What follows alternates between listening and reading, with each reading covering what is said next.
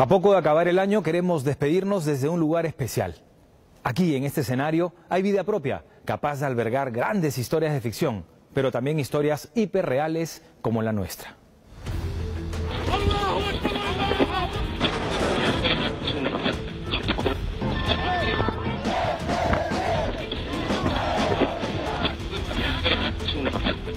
A media luz intento comprender que hay hechos que se repiten y que no cambian.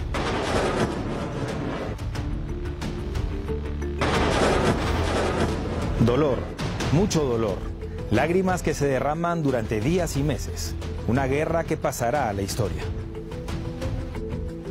Un año que será recordado como un tiempo de tragedia.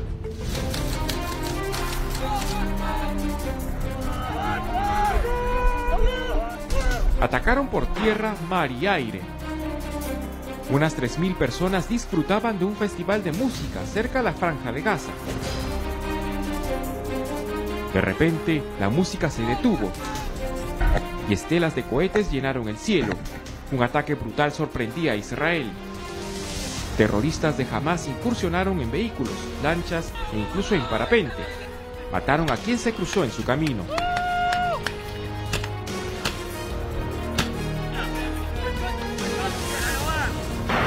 En los kibbutz, comunas agrícolas judías, dispararon casa por casa, también contra vehículos. No importaban si eran niños, ancianos o mujeres. La cúpula de hierro destruía unos 5.000 cohetes que jamás reportó haber lanzado ese día. El saldo del ataque sorpresa, más de 1.400 muertos, cientos de heridos y unos 240 rehenes y una declaratoria de guerra. Estamos en guerra, no en una operación, sino una guerra. Hubo condena internacional. En estos momentos debemos ser muy claros. Estamos con Israel. Israel tiene el derecho de responder a estos crueles ataques. Esta violencia no es ni una solución política ni un acto de valentía. Es puramente terrorismo e Israel tiene derecho a defenderse.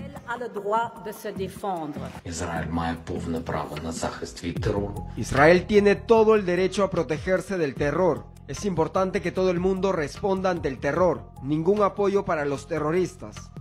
En los días siguientes, el aeropuerto de Tel Aviv era escenario de angustias y caos. Cientos de extranjeros buscaban huir de la guerra.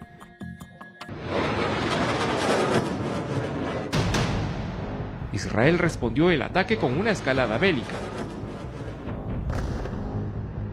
Todos los lugares donde Hamas se esconde y opera los haremos ruinas. Se sumó un plan de asedio total, dejando a los palestinos sin energía, agua, suministros médicos ni alimentos. Los bombardeos iban contra objetivos militares de Hamas. Crecía el temor de una escalada en la región. Hoy la región es como un polvorín. Si Hezbollah decide entrar en la guerra, perderá la segunda guerra del Líbano.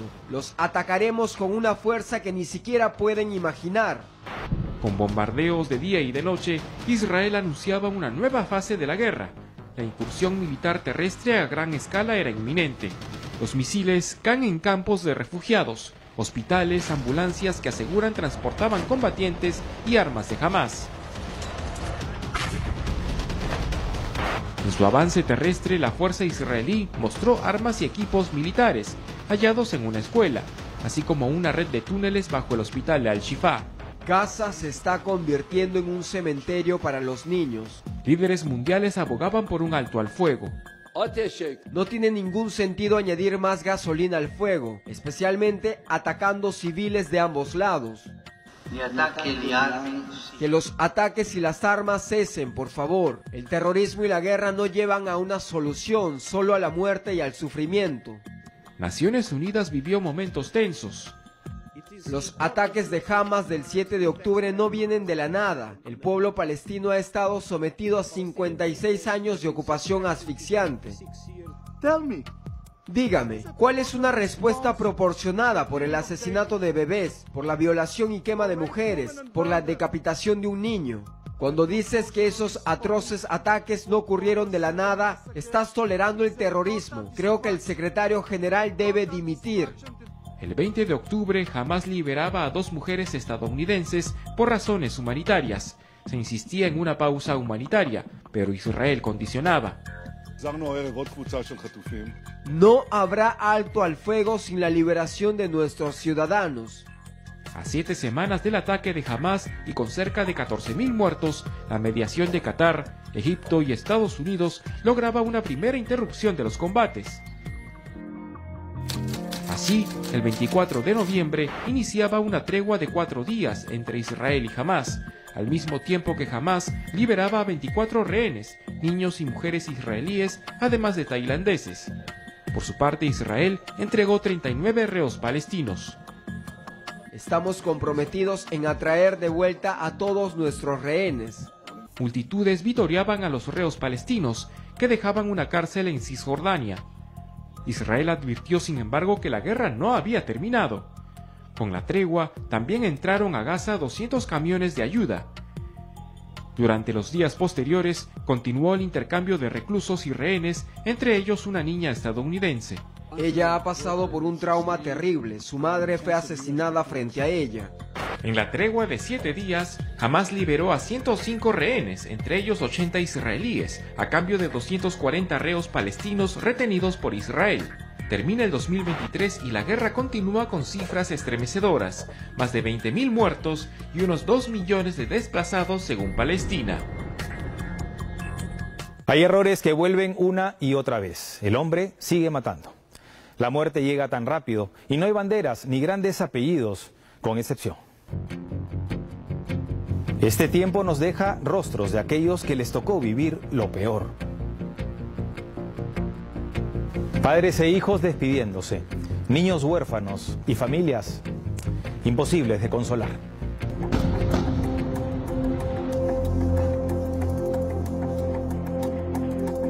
Estamos durmiendo dentro del cuarto de seguridad que tiene mi casa.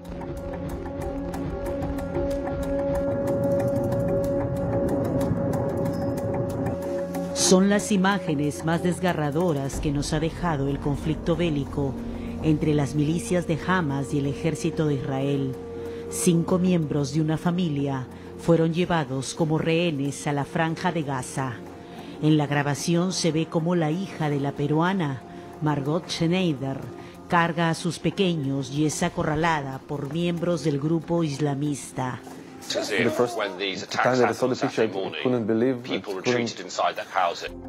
El pasado 7 de octubre, la guerra fue declarada y muchas personas quedaron atrapadas.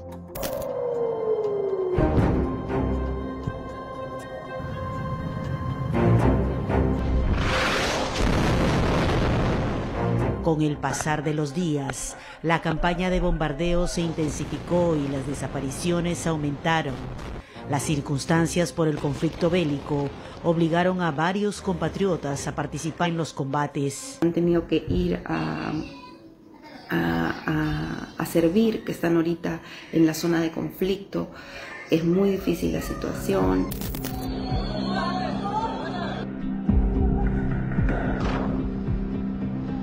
En medio del conflicto también hubo estudiantes peruanos que lograron salir a buen recaudo. Esta joven estaba en un centro de alto rendimiento de Israel, cursando un bachillerato internacional, cuando sonaron las alertas.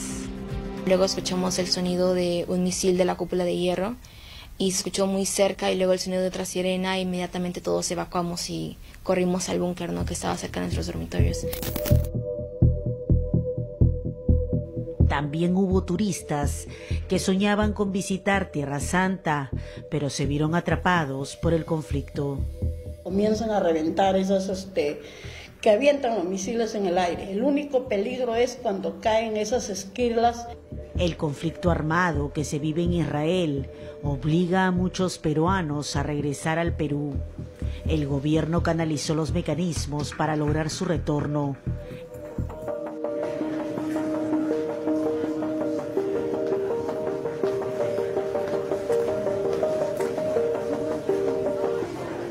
muy feliz y muy agradecido a quienes han movido nuestra evacuación. Hay más de 40 niños decapitados, hay 8 niños quemados, jovencitas como ustedes, ¿ya? Violadas, masacradas, familias completas.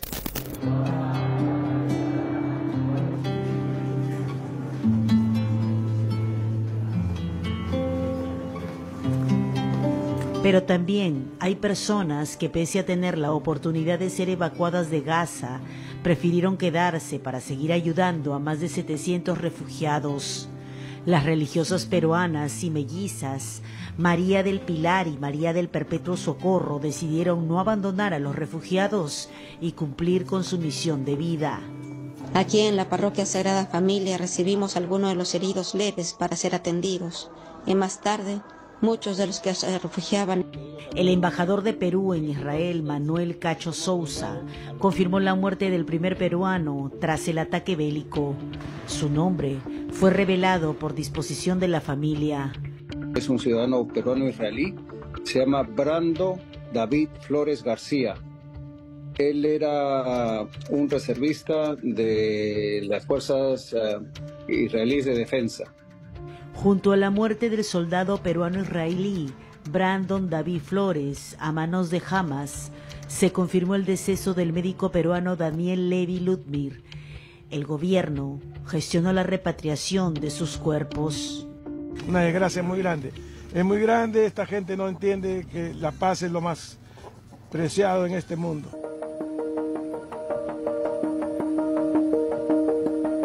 En total fueron 250 peruanos reportados que se reencontraron con sus seres queridos.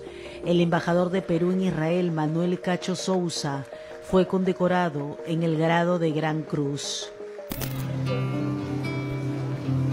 Luego de 5 semanas de bombardeos y el infierno vivido sobre la franja de Gaza, la niña peruana que había quedado atrapada en el enclave palestino junto a su madre, finalmente pudieron ser evacuadas.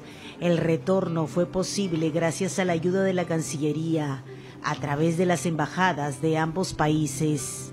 Mi hija, 6 años, casi 40 días, sin luz, sin agua, sin comida. Sobrevivieron, como dice la madre de Milagro. La comunicación con los connacionales es intermitente.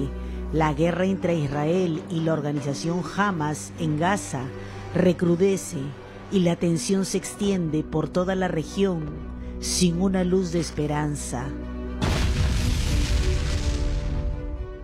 Como resultado de estos conflictos en Europa, las cotizaciones internacionales de combustibles y algunos alimentos se elevaron. Lo mismo pasó en Perú. A eso añadimos los efectos del fenómeno de El Niño. Fue sorprendente que el limón llegara a costar hasta 20 soles el kilo por el impacto del clima.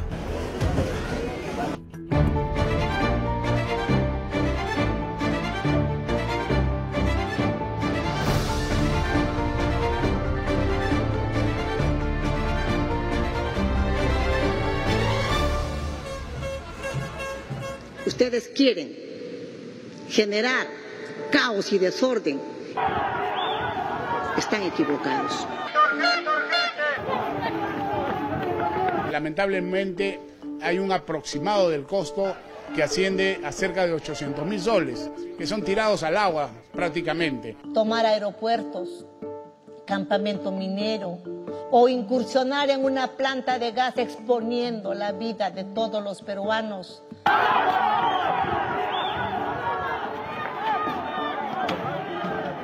De ninguna manera constituye derecho a la protesta.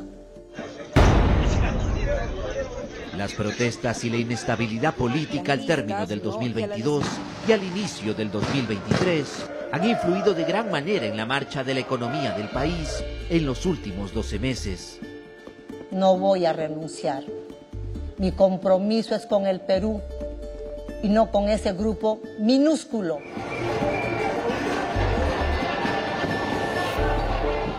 Según la Defensoría del Pueblo, las manifestaciones violentas de enero, febrero y parte de marzo generaron más de 5.500 millones de soles en pérdidas. Pero eso no es todo. Luego, otra seguidilla de hechos también paralizó las inversiones y golpeó nuestra economía. El embate del ciclón Yaku, calamidad que agravó la emergencia por las lluvias. El recrudecimiento de la sequía y el surgimiento del friaje en el sur. Los rebrotes de la epidemia del dengue, de sarampión, de la poliomielitis y el brote del síndrome Guillain-Barré. Y la consolidación del fenómeno El Niño Costero. Sin duda, todo ello generó desconfianza en los inversionistas, hubo desaceleración económica y también inflación. Este 2023 se esperaba un crecimiento del PBI de 2,2%. Finalmente, el BCR proyectó que solo llegaríamos a 0,9%, la cifra más baja en los últimos 25 años. Es sin duda una recesión, no me cabe la menor duda. Pero antes de octubre, mes en que se aceptó que vivimos en un periodo de recesión, hubo varios esfuerzos por reactivar la economía y quizás ello evitó cifras peores. De marzo a julio, el gobierno anunció la inyección de más de 12.000 millones de soles para asistir a los afectados por los desastres naturales y generar miles de empleos vía el programa Compunche Perú. Lo lamentable es que en ese periodo también fuimos golpeados por la escasez de alimentos como el limón, la cebolla, el pollo y otros de la canasta básica, hecho que generó inflación. En el mensaje de 28 de julio, la presidenta Dina Boluarte reportó una caída en la producción del 13% al 2,7% como secuela del aumento de la pobreza monetaria. Hemos heredado un país cuasi paralizado por la actuación de un régimen contrario a la inversión privada, que generó rápidamente la caída en picada de esta importante herramienta del desarrollo. Pese a la situación adversa en la región, el Perú evidenciaba ser uno de los países menos golpeados en su economía. En agosto y septiembre se reportó un crecimiento de la inversión pública de 10% y el crecimiento del empleo formal. Estamos casi más de 8% encima de 2019. El empleo formal ha crecido como porcentaje de la fuerza laboral. El problema que estamos viendo ha sido el derrumbe de la calidad de ingresos del sector informal. Miren, Perú tiene la deuda más baja y se ha dado el lujo, lo voy a decir, se ha dado el lujo de que en un momento duro ha incrementado sus ahorros fiscales. El Fondo de Estabilización Fiscal, que es el fondo de emergencias, prácticamente ha pasado de 1.500 millones de dólares a 3.200 millones. Se ha duplicado.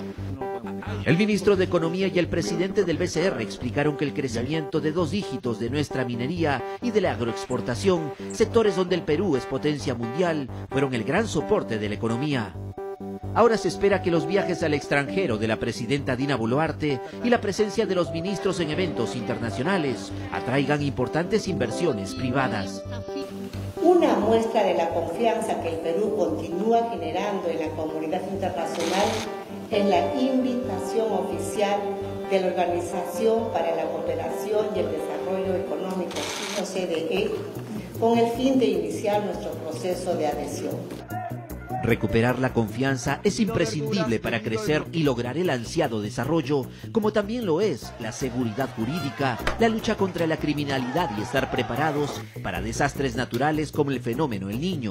El gobierno ha asegurado que se ha avanzado en prevención como nunca antes. El Ejecutivo ha anunciado que entre el 2023 y el 2024 se habrá adjudicado más de 10.000 millones de dólares en proyectos de asociación público-privada. Pero eso no es todo. El ministro de Economía aseguró que entre marzo y abril del próximo año, la economía peruana tendrá un despegue y por el bien del país, esperamos que ello se haga realidad. En otros titulares, un sereno intentando frustrar un robo, con un final infeliz.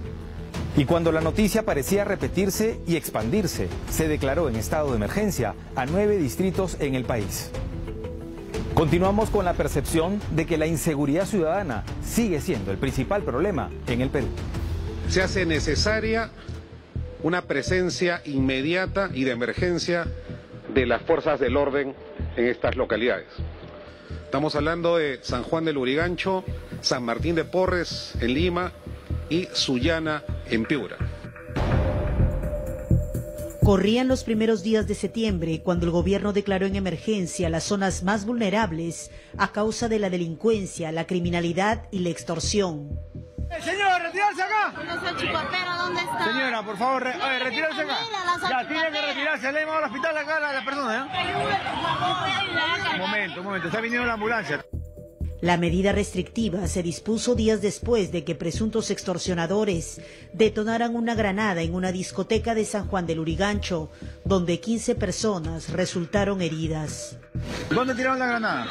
No sabemos. ¿Dónde fue la explosión? Aquí y de repente explotó para acá. Tenemos 15 personas, tienen esquilas, laceraciones en el cuerpo. San Juan del Lurigancho vivió otro escenario de terror el día que un joven fue asesinado de 8 balazos en pleno partido de fútbol. El hecho fue transmitido vía Facebook. El delito de extorsión en San Juan del Lurigancho también cobró la vida de 2 serenos. Ambos fueron acribillados. El conductor que los trasladaba era víctima del cobro de cupos. Los 3 fueron asesinados. Nosotros estamos expuestos a la delincuencia que nos trajera aquí, en este maldito distrito de San Juan del Lurigancho. Pero no fue el único sereno que perdió la vida en manos del crimen organizado. ¡Aplausos, alegre! Estos fueron los últimos minutos de Luis Manrique en el cumplimiento de su deber. El sereno de la municipalidad de Surco se lanzó sobre el criminal y este no dudó en dispararle. Hacia camino del Inca, lo han matado al chavo, lo han matado al chavo. ¿Me dejas el honor de llevar tu apellido? El autor de este execrable crimen que deja a una familia sumergida en el dolor es Christopher Joseph Fuentes, conocido como el Maldito Cris, delincuente que días después fue abatido en el distrito de San Martín de Porres.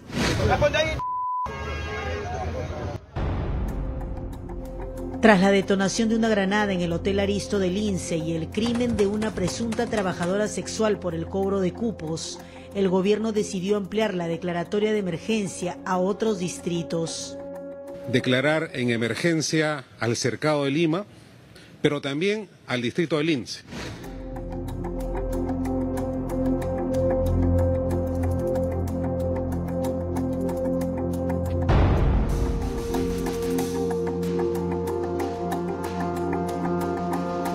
La extorsión y el cobro de cupos, liderada principalmente por mafias extranjeras, está en toda la ciudad. Por ello, en el Agustino y la Victoria, ciudadanos y mototaxistas decidieron enfrentarse a estas bandas delictivas. Acá el Agustino, compadre, acá todos los chamos se mueren hoy día. Han dejado acá papeles con números que para nosotros llamar, para depositar a su cuenta. Comenzaremos a matar a todos los motorizados peruanos que estén en los paraderos de la Victoria.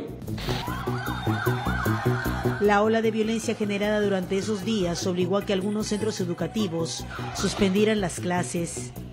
Estamos aquí y en todos los colegios dando la presencia policial. Las autoridades también fueron blanco de los extorsionadores. Los delincuentes exigían a la alcaldesa de Chiclayo, Yanet Cubas, el pago de 300.000 soles para no atentar contra su vida. He redoblado mi seguridad personal como vecina, como ciudadana. Por esos días, en pleno estado de emergencia, Tommy Sarabia Atúncar, teniente gobernador de San Juan del Lurigancho, fue asesinado. Y en el distrito de Comas, delincuentes balearon la camioneta de la regidora Rosa Corso. Desde el sector interior se anunció la creación del Grupo Especial contra el Crimen Organizado y el de fortalecimiento policial en zonas críticas. Ante la reducción del 30% de la incidencia delictiva registrada en los distritos declarados en emergencia, el Ejecutivo decidió ampliar las medidas restrictivas por 60 días más. Sí, juro. Víctor Manuel Torres fue designado como el nuevo titular del Ministerio del Interior para dar continuidad al Plan de Seguridad Ciudadana.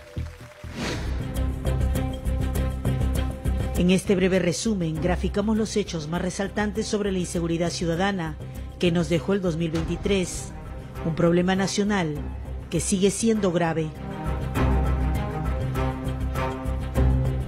Ya casi al finalizar el año, la noticia llegó desde Patás, en La Libertad, primera región exportadora de oro del país. Solo quisiera pedir justicia, por favor, Es muy injusto perder vidas de esta manera tan cruel. La policía detectó organizaciones criminales nacionales y extranjeras en la zona y decidió establecer las bases de la Dirección de Operaciones Especiales en Patás. Según los empresarios, la minería ilegal del oro se ha vuelto un negocio atractivo y rentable en esta zona. El Ejecutivo aseguró que se iban a reforzar todas las medidas que sean necesarias para resolver este problema. El Ministerio de Energía y Minas viene analizando la reinfo, que muchas veces son mal utilizadas y traficadas, y en consecuencia nosotros estamos en una observación permanente. Los gritos de auxilio se escuchan ahora desde la calle, con innumerables casos de violencia de género. ¿Qué puede pasar por la mente de un hombre para intentar quemar a una mujer?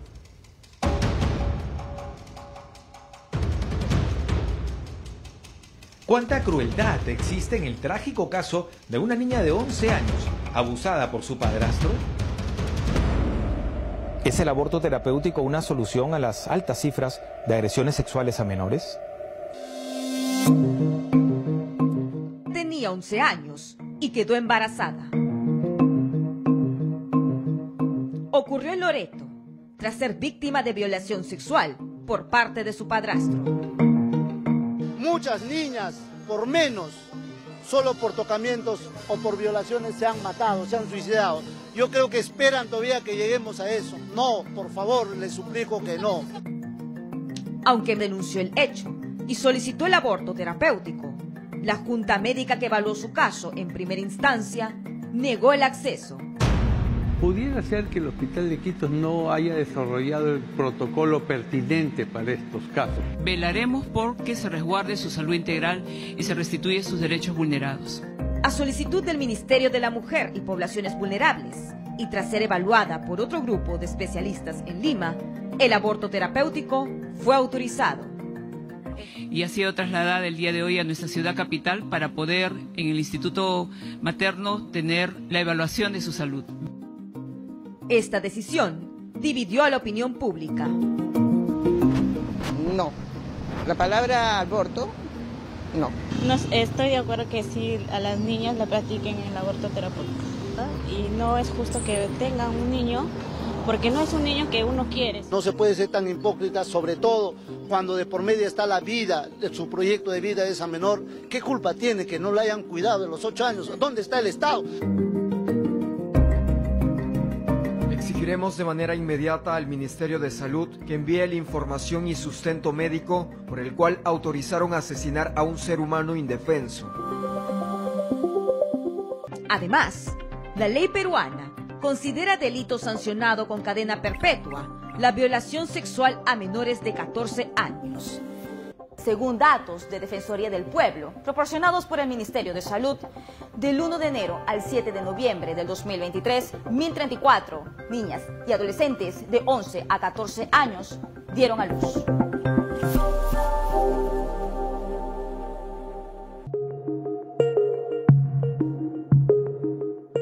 En este 2023, las víctimas de feminicidios también tuvieron rostros. La ministra de la Mujer y Poblaciones Vulnerables, Nancy Tolentino, confirmó el fallecimiento de Catherine Gómez, la joven que fue quemada viva por su pareja en la Plaza 2 de Mayo el último sábado.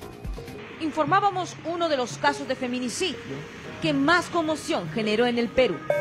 Tenemos a la fecha 140 casos de feminicidio y también las cifras de violencia en todas sus modalidades, también más o menos 130.000 casos.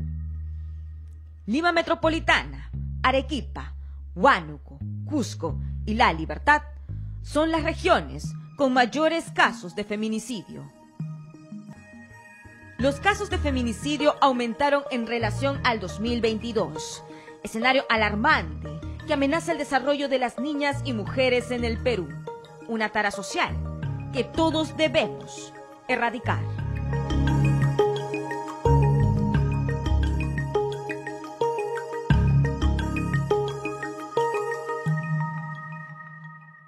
En octubre, una mujer de 54 años falleció 3 meses después de haber sido mordida por un perro callejero. Por otro lado, en el último trimestre del año, un caso de rabia humana fue reportado en el Perú luego de 8 años.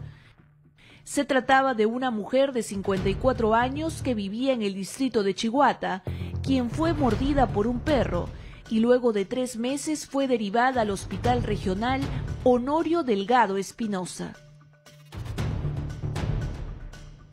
Ella nunca recibió la vacuna y la enfermedad ha avanzado, ha llegado al sistema nervioso central como parte de la enfermedad. Lamentablemente, la enfermedad estaba en un estado muy avanzado y ocasionó el fallecimiento de la paciente. Solo en Arequipa se han registrado 26 casos de rabia canina en el 2023.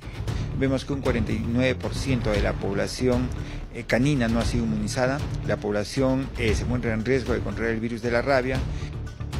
El MINSA intensificó las campañas de vacunación, así como las de información para identificar los síntomas y acudir a un centro de salud a tiempo. Cuando le ha caído el dengue, de una vez lo tumbó, que ya no puede parar. De una vez se puso bien mal, que nosotros pensamos que ya se iba a morir. María habla así de su padre de 93 años, que lucha contra la infección del dengue. 2 meses después de que las lluvias inundaran la ciudad de Catacaos, en la región Piura, decenas de habitantes contrajeron la enfermedad. Todo está lleno de zancudo. Entre enero y los primeros días de junio, se habían registrado más de 121.000 casos de dengue y 126 personas fallecidas. Las lluvias, los factores climáticos, el ciclón Yaku que nos azotó en el norte del país, todo eso es el caldo de cultivo para que en varias regiones del país se incrementen los casos de dengue. El Ministerio de Salud conformó brigadas sanitarias que fumigaron casa por casa. En Lima, el distrito que registró el primer lugar de contagios fue San Juan de Lurigancho. Nunca se ha visto así tan fuerte, ¿no? En octubre, la OMS recomienda por primera vez una vacuna para reducir las hospitalizaciones. En noviembre, el viceministro de Salud indicó que el MINSA está en proceso de enviar una carta de interés para adquirirla.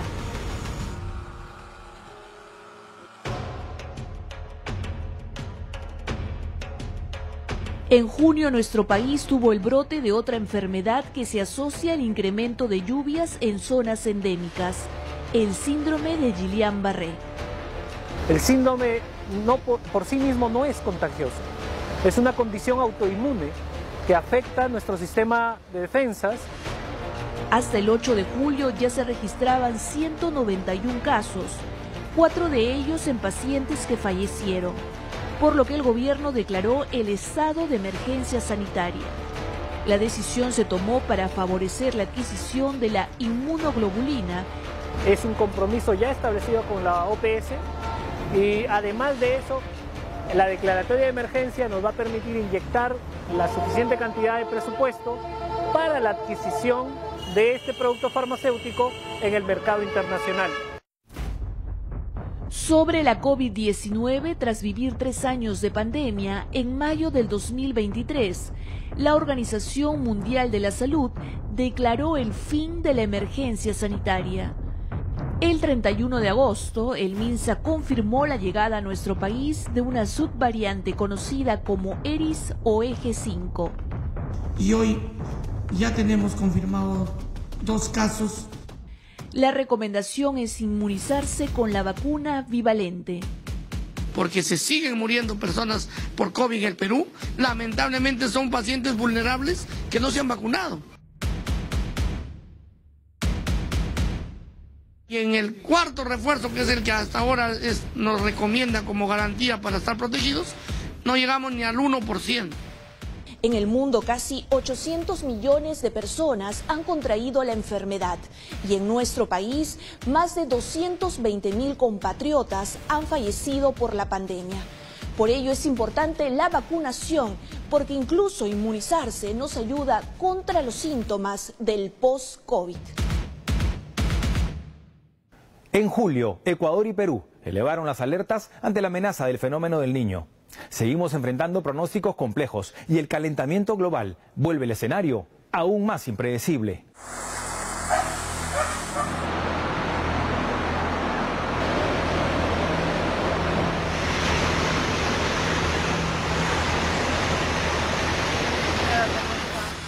El Perú es un país multipeligro, vulnerable a los fenómenos climatológicos. El 2023 nos hizo entender las razones.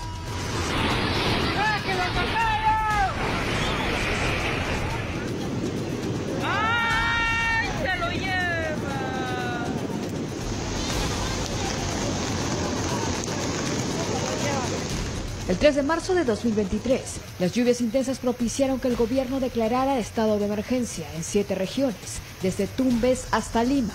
La medida no mencionaba el ciclón Yaku, todavía. El fenómeno de características tropicales se desarrollaba en el Pacífico Sur y se manifestó semanas después, con precipitaciones en grado torrencial. El desborde de los ríos, inundaciones y los huaicos sobrepasaban la facultad de los gobiernos locales y regionales. El 13 de marzo de 2023, INDECI dio el balance de 60 fallecidos y más de 12.000 damnificados. Se declaró en emergencia 483 distritos de 17 regiones del país, incluyendo Lima y el Callao.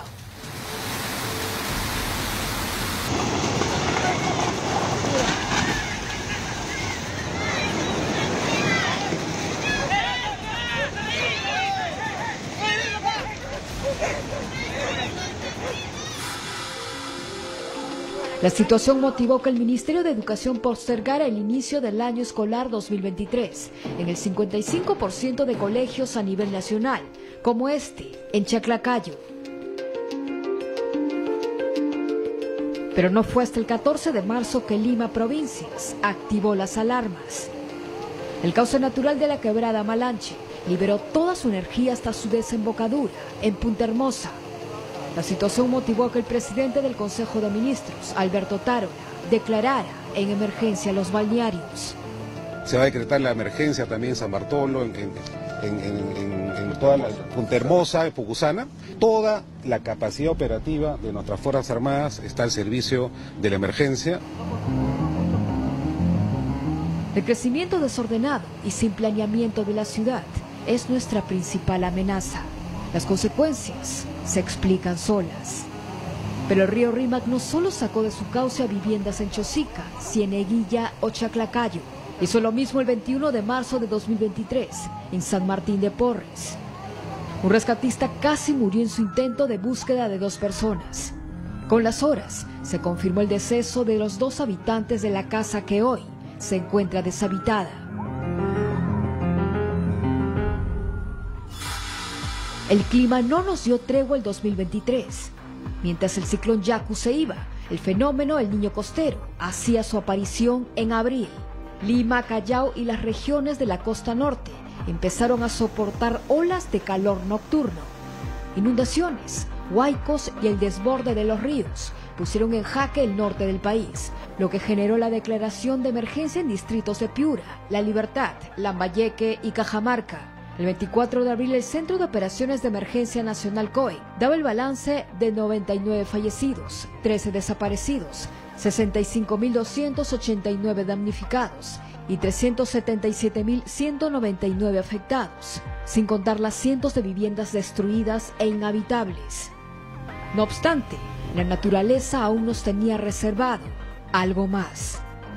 En julio, las entidades científicas mundiales anunciaron el fenómeno El Niño o Niño Global y con ello el aumento de temperaturas mundiales y consecuencias perjudiciales.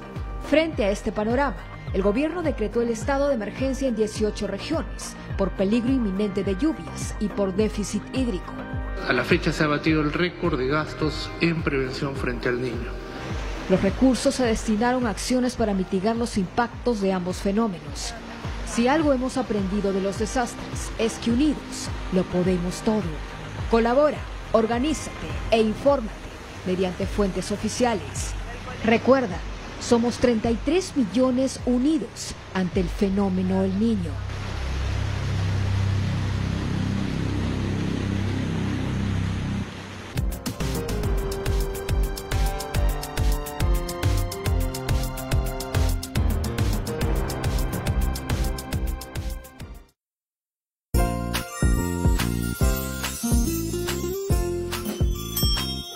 IRTP les desea feliz Navidad y un próspero 2024. Todo Fútbol despide el año en una edición especial para hablar de lo más destacado del 2023. Universitario Deportes vuelve a ser campeón en 2 finales ante el tradicional rival, Alianza Lima. Paolo Guerrero y sus títulos en Ecuador. La selección peruana y un año de dudas. Los mejores goles de la Liga 1 y mucho más. Este 31 de diciembre a las 9 de la noche. Todo Fútbol. TV Perú Noticias. Siempre informados.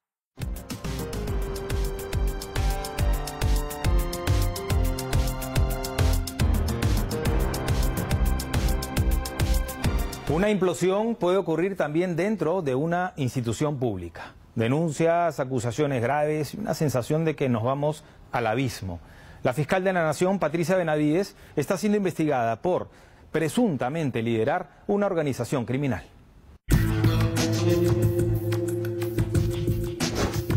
Lunes 27 de noviembre, 4 de la mañana, las oficinas de la Fiscalía eran allanadas como parte de la Operación Valquiria 5.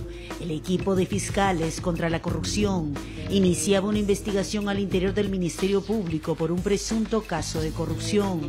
Una supuesta cúpula delictiva enquistada en el Ministerio Público habría influenciado de forma ilícita en los primeros intentos de remoción de la Junta Nacional de Justicia, la inhabilitación de Zoraida Ábalos y la designación del defensor del pueblo Josué Gutiérrez. No conocía a la doctora Patricia Benavides, eso es una verdad absoluta. Y si no lo conocía, ni siquiera presencialmente, ¿cómo podría haberle pedido un favor?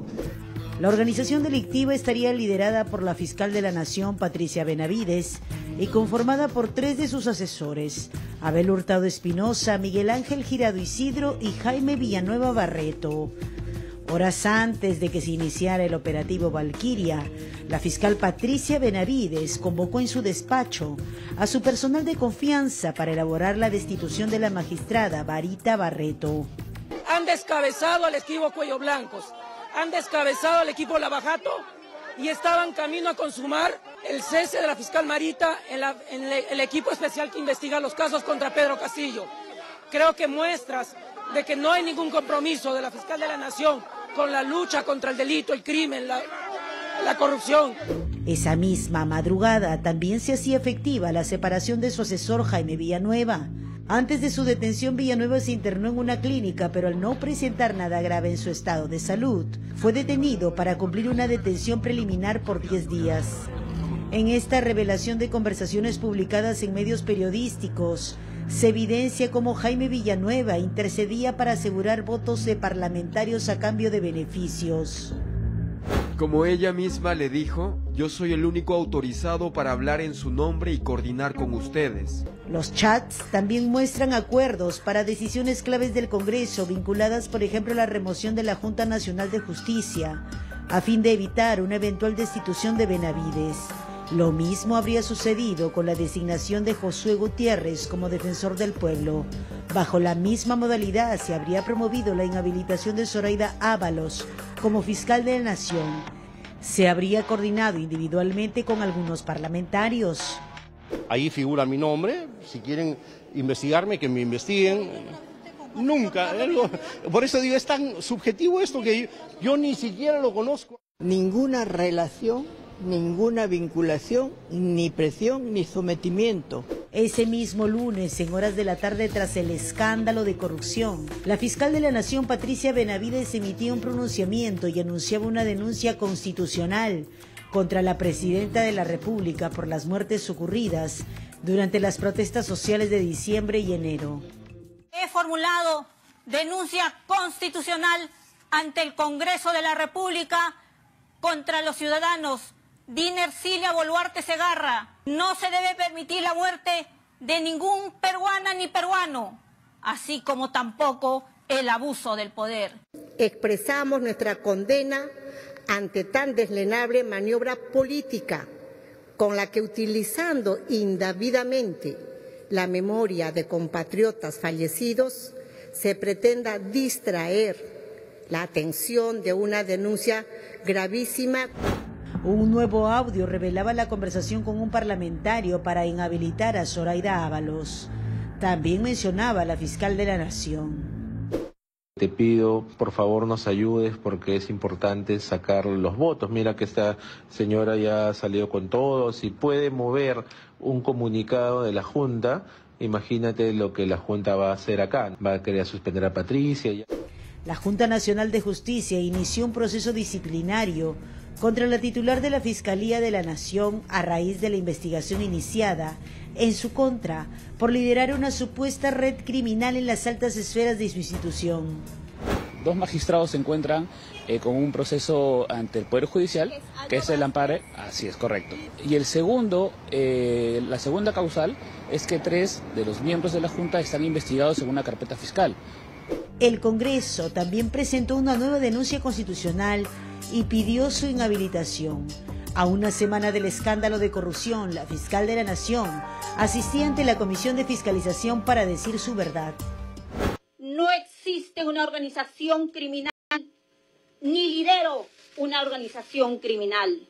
Por el contrario, he luchado contra el uso político de la función fiscal.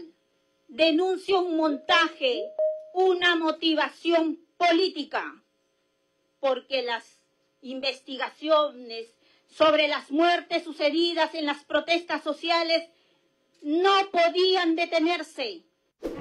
La Junta Nacional de Justicia decidió por unanimidad suspender a la fiscal de la Nación, Patricia Benavides, por 6 meses, a fin de que no se obstaculice el proceso disciplinario.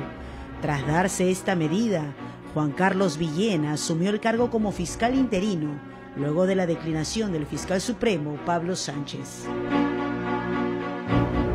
Y cuando pensábamos que esta noticia iba a ser la más replicada, los primeros días de diciembre, el Tribunal Constitucional ordenó la liberación de Alberto Fujimori y con ello generó posturas divididas a nivel nacional e internacional.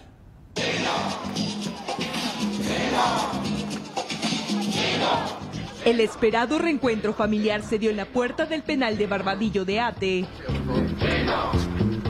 Abrazos fraternos y una celebración multitudinaria que pusieron fin a una lucha de 16 años por su libertad. Libertad que logró luego que el Tribunal Constitucional acordara restituir el indulto humanitario otorgado en 2017 por el expresidente Pedro Pablo Kuczynski.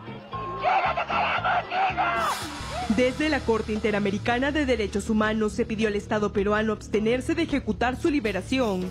Sin embargo, la postura del gobierno fue clara. Es obligación del Poder Ejecutivo cumplir y hacer cumplir las sentencias y resoluciones de los órganos jurisdiccionales. Desde las calles, deudos de La Cantuta y Barrios Altos, junto a opositores, mostraron su rechazo. El apellido Fujimori lleva más de 3 décadas dividiendo el país. Unos lo aclaman, otros piden justicia. Pero ¿en qué momento exacto de nuestra historia apareció Alberto Fujimori?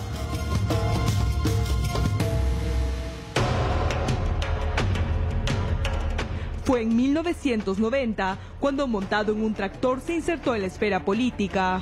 Mi propuesta es honradez, tecnología y trabajo. Superando al escritor Mario Vargas Llosa, llegó a la casa de Pizarro en un momento que el terror inundaba el país y la hiperinflación azotaba los bolsillos de los peruanos.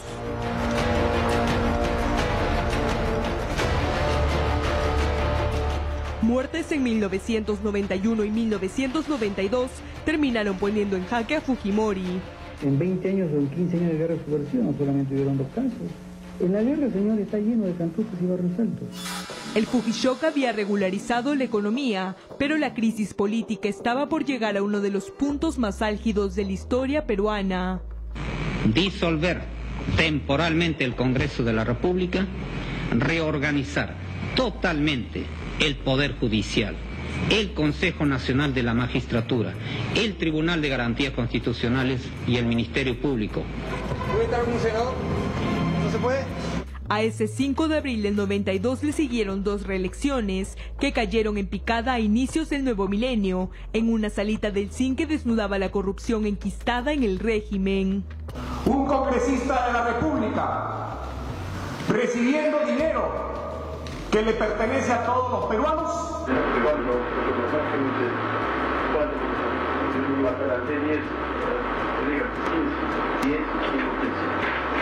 El soborno Alberto Curi de manos de Vladimiro Montesinos protagonizaron titulares de aquel 14 de septiembre del 2000. Fujimori encabezó una persecución televisada a Montesinos, pero días después aprovechó su asistencia a Brunei, donde se desarrollaba el foro APEC, para huir a Japón y luego renunciar. 22 de septiembre del 2007, tras 7 años prófugo, el expresidente fue extraditado de Chile a Lima, fecha que dio inicio a un proceso que concluyó con una sentencia de 25 años de prisión.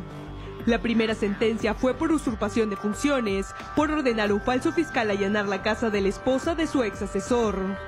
Luego siguieron condenas por las matanzas de Barrios Altos y La Cantuta, así como por el secuestro del periodista Gustavo Gorriti y el empresario Samuel Dyer. El 6 de abril de 1992, yo amanecí mirando al cielo desde un calabozo, sin saber si iba a ver otra madrugada todavía. Delitos de peculado, falsedad ideológica, corrupción y espionaje se sumaron a la lista. En 2017, un mensaje devolvería la esperanza a los Fujimori. Decidí ayer, 24 de diciembre de 2017, otorgar el indulto humanitario al señor Alberto Fujimori. Reconozco, por otro lado, que he defraudado también a otros compatriotas. A ellos les pido perdón de todo corazón. Indulto humanitario otorgado por el cáncer de lengua, taquicardia, hipertensión y otras enfermedades que padece, pero que un año después quedó sin efecto tras la anulación del beneficio por parte del Poder Judicial. Hoy el Tribunal Constitucional restituye el indulto. Alberto Fujimori está libre, pero un nuevo pedido fiscal podría hacer de la casa de su hija Keiko un nuevo penal de Barbadillo. En estas 3 últimas décadas, la mayoría de los expresidentes peruanos han tenido que afrontar un juicio o someterse a la ley. Algunos terminaron encarcelados, otros quizá tengan que hacerlo en los próximos meses o años.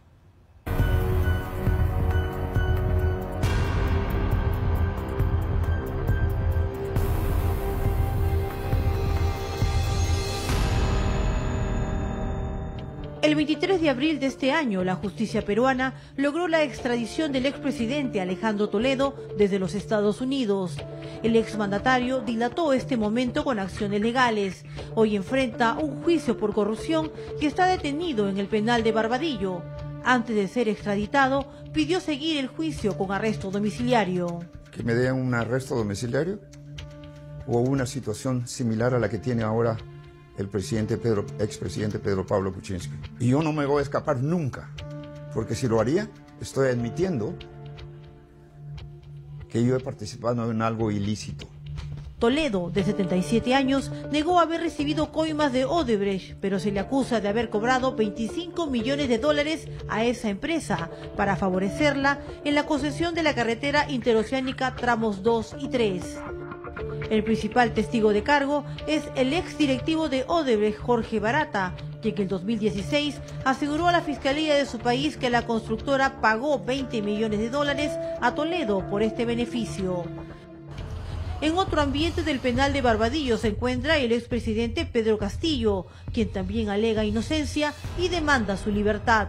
El último 12 de diciembre, Castillo reiteró su pedido y cuestionó la liberación del expresidente Alberto Fujimori. A un año, señor juez, que usted dictó mi prisión preventiva, no me han encontrado ninguna prueba. No existe.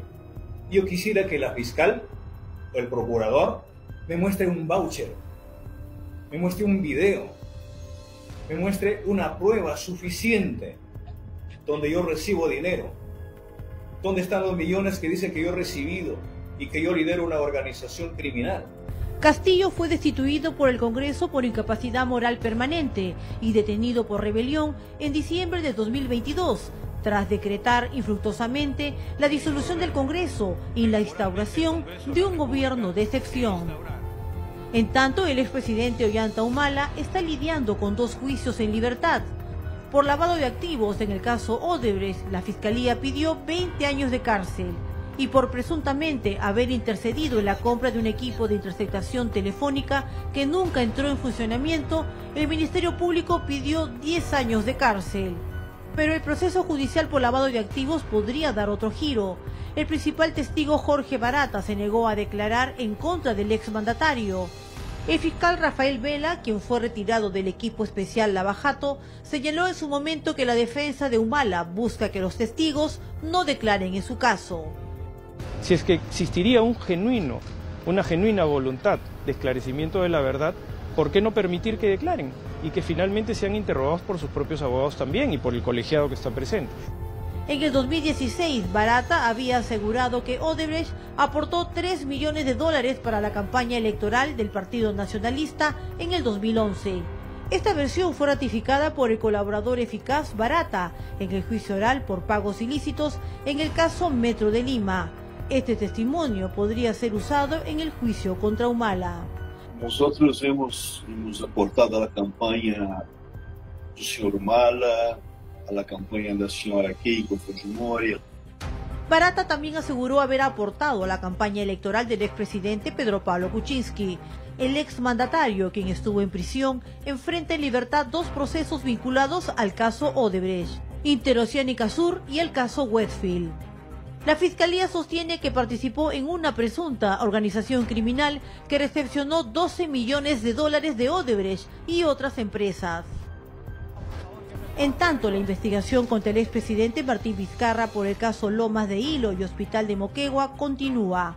Es investigado por el delito de cohecho y se les indica de presunto cobro de sobornos a cambio de favorecer a determinadas empresas. La Procuraduría ha pedido una reparación civil de 42 millones de soles. Estamos esperando que el Poder Judicial se pronuncie. Esperemos que en función de los argumentos que hemos presentado se pueda revertir la inhabilitación y estar aquí en el Congreso, no como ciudadano, sino como congresista. Pese a ser inhabilitado por el Congreso por 10 años en el caso Vacunagate, Vizcarra pidió al Poder Judicial que anule este impedimento para continuar en la política, pero la acción de amparo interpuesta fue denegada. No obstante, intenta inscribir su partido político. Los expresidentes peruanos continúan en la batalla legal. Hay un largo camino judicial que recorrerán. El próximo año 2024 se espera que los casos tengan la celeridad requerida para culminar los procesos en curso. En los últimos meses del año y en primera instancia recién se hicieron algunos cambios con respecto a la anhelada reforma política. Acciones que han dividido a la opinión pública. Ha sido aprobada la resolución que declara la vacancia de la presidencia de la República. La gestión del expresidente del Congreso, José William Zapata, será recordada por haber aprobado la vacancia al ex jefe de Estado, Pedro Castillo. Nadie debe obediencia a un gobierno usurpador, ni a quienes asuman funciones públicas en violación de la Constitución. Decisión que generó protestas en todo el país, dejando un saldo de 67 muertos. Una vez asumida la presidencia por Dina Boluarte, la disconformidad se mostró en el extranjero. El expresidente Evo Morales y los gobernantes de Colombia y México opinaban sobre nuestras autoridades, motivando a ser declarados personas no gratas. Dejen de estarse metiendo en los asuntos internos del país. La crisis política continuó. El 10 de enero el Pleno dio el voto de confianza al gabinete de Alberto Otárola, pero se presentaron varios intentos de adelantar las elecciones. Señores congresistas, el proyecto de reforma constitucional no ha alcanzado el número de votos previsto. En marzo, el Pleno suspendió por 120 días al congresista Enrique Wong, acusado de tráfico de influencias. También 13 congresistas fueron denunciados por recortar el sueldo a sus trabajadores. La mayoría de casos fueron archivados, otros fueron amonestados con multas de 30 días. El caso de la congresista María Cordero Yontay fue la excepción, recibió la máxima sanción. En mayo, el Congreso archivó denuncias constitucionales contra 4 legisladores de Acción Popular implicados en el caso Los Niños, Mientras que la imagen del Parlamento continuó opacándose con las denuncias de gastos en bufetes, entrega de bonos a trabajadores y congresistas. Durante la gestión de José Williams se aprobaron 204 leyes, entre ellas la que faculta a la Presidenta de la República despachar de manera virtual. Así como los congresistas se nos ha facultado trabajar virtualmente y votar por chat. No podemos negarle a la Presidenta.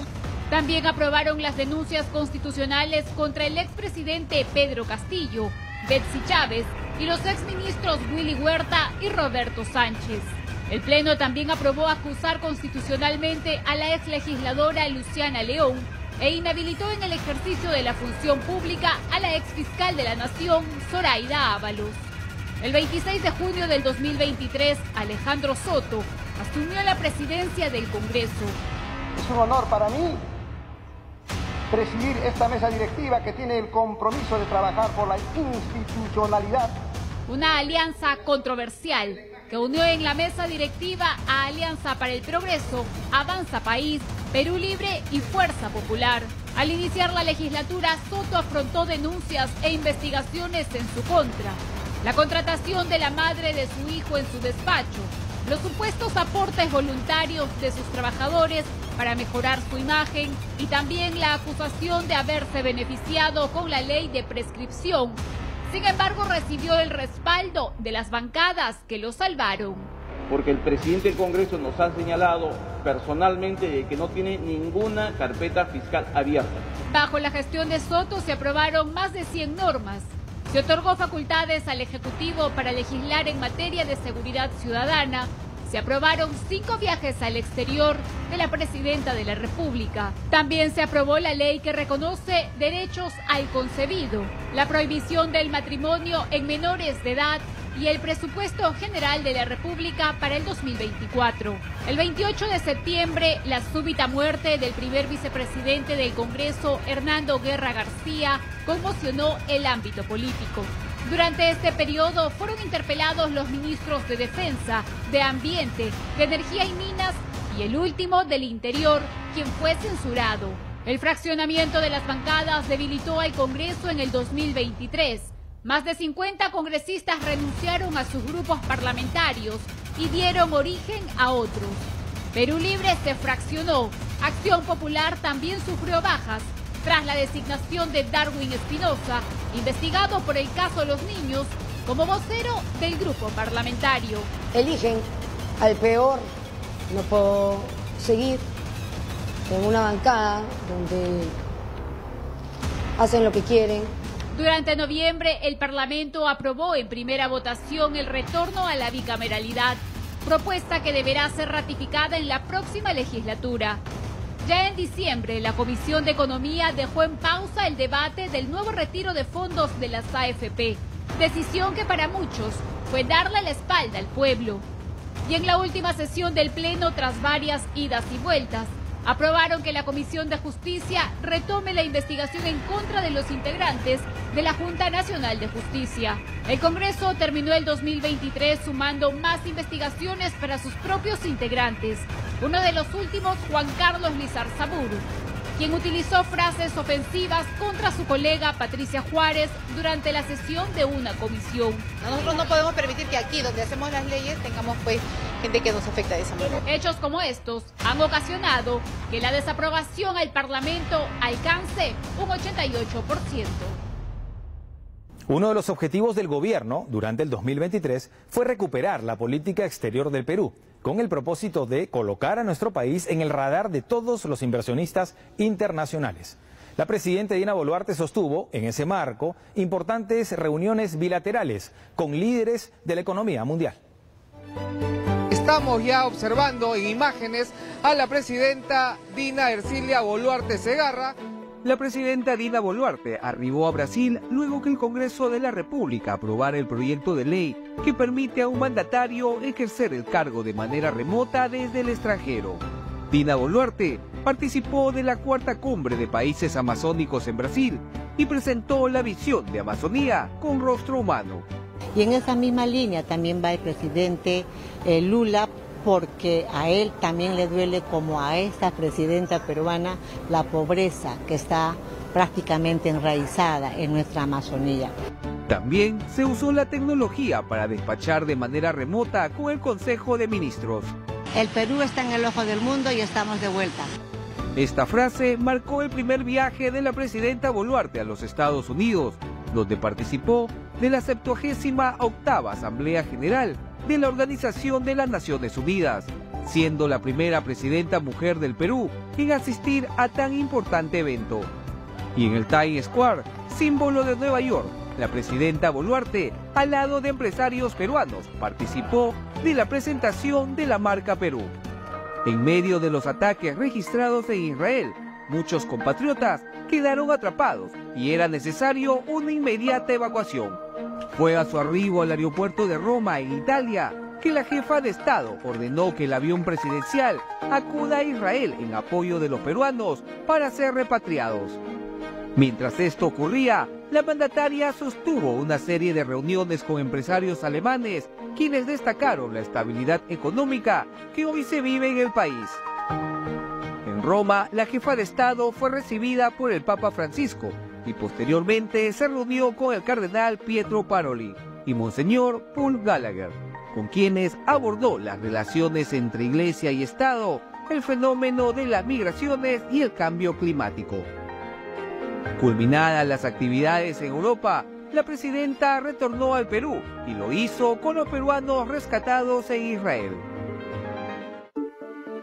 En noviembre, la presidenta Dina Boluarte y otros jefes de Estado se reunieron en Washington por invitación del presidente Joe Biden para la cumbre inaugural de líderes de la Alianza de las Américas para la Prosperidad Económica APEC.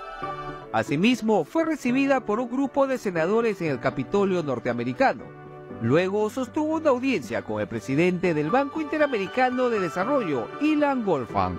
Nos hemos reunido con el presidente del BID, el señor Ilia, con quien hemos puesto el shock de proyectos de inversión que tenemos para el Perú.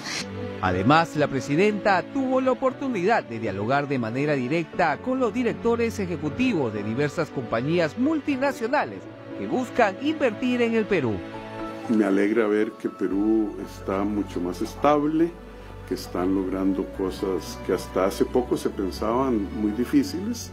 La ciudad de San Francisco fue el lugar elegido para que el Perú asumiera por tercera vez la organización del Foro de Cooperación Económica Asia-Pacífico, APEC 2024.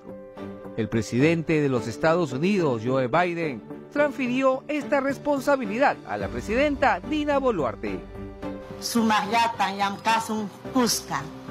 Trabajaremos juntos de la mano todos nosotros para que el APEC el próximo año brille con luz propia.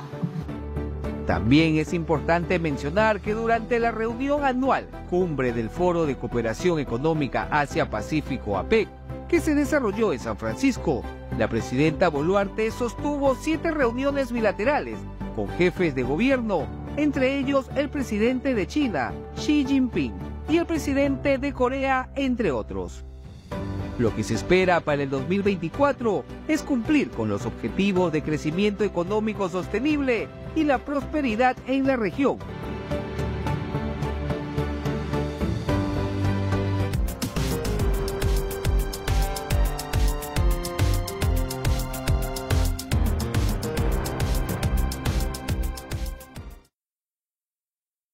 ¡5, 4, 3, 2, 1, ¡acción!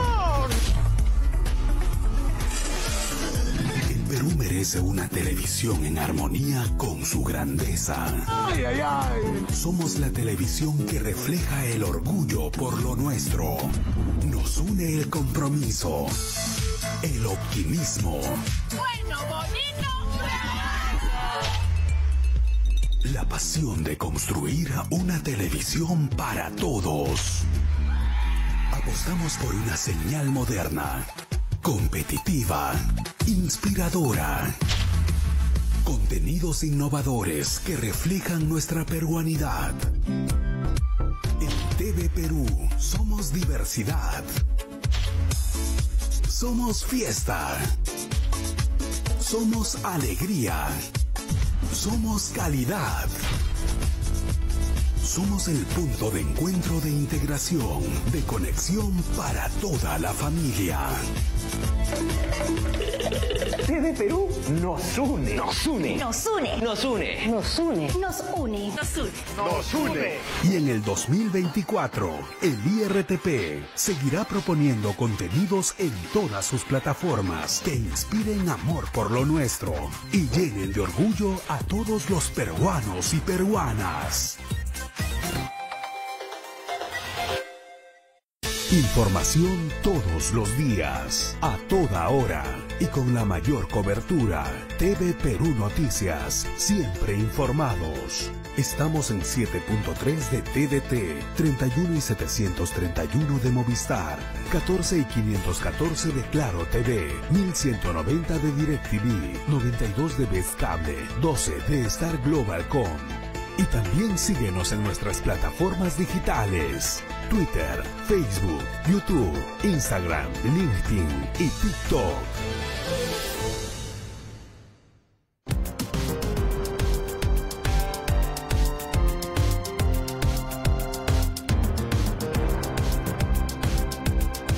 La invasión rusa a gran escala en Ucrania se acerca a su segundo aniversario. Terrible. Se esperaba que este conflicto fuera corto, pero no fue así. Ahora el Kremlin incluso planea aumentar su gasto en defensa en 70% para el 2024.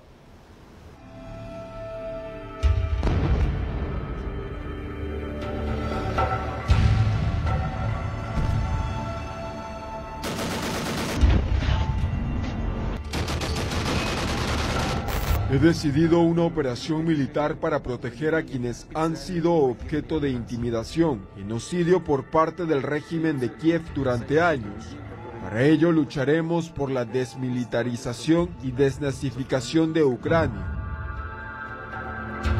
Si vamos a ser atacados por las tropas enemigas, si intentan quitarnos nuestro país, nuestra libertad, nuestra vida, la vida de nuestros hijos, nos defenderemos.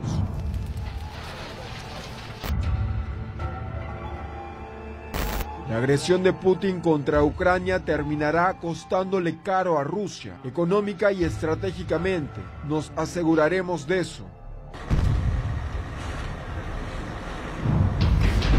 Así empezaba la guerra entre Rusia y Ucrania, que el pasado 24 de febrero cumplió un año sin señales de detenerse. El interés de Kiev por entrar a la OTAN emerge como uno de los detonantes para la invasión rusa. Desde su inicio, la guerra cambió millones de vidas, forzó desplazamientos de miles de civiles, afectó cadenas de suministro, incrementó los precios del petróleo y la escasez de alimentos.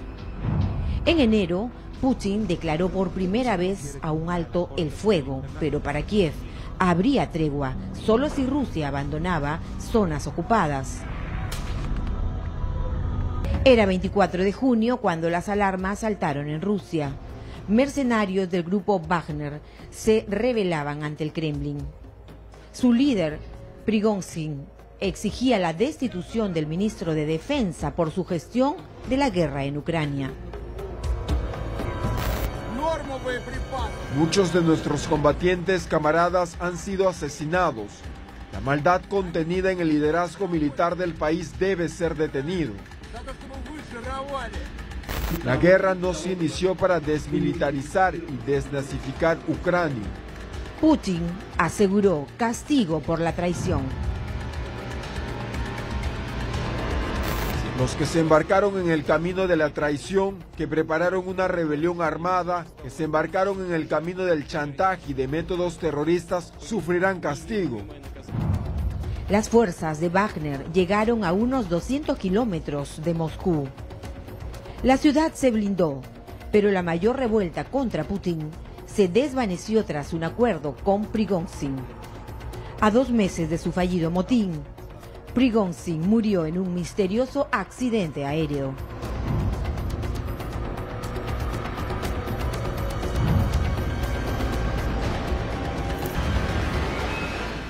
Una de las mayores matanzas de civiles se perpetró en Kharkov. Misiles rusos mataron 50 adultos y un niño al salir de un funeral. La ONU confirmó la muerte de 9.900 civiles por la guerra, precisando que el número real es mayor. Desde noviembre, Rusia incrementó sus ataques. En un solo día bombardeó 120 lugares.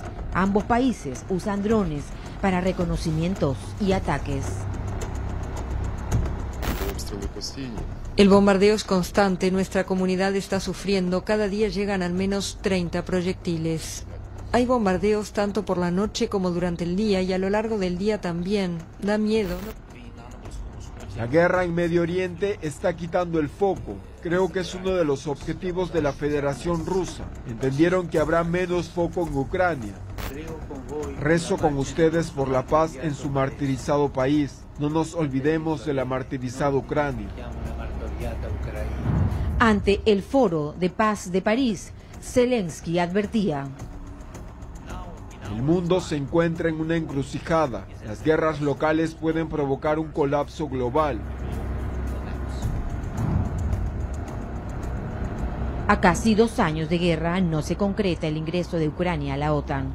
Las negociaciones de paz tampoco dan resultado. Alrededor de 14.000 sismos ocurrieron durante el año.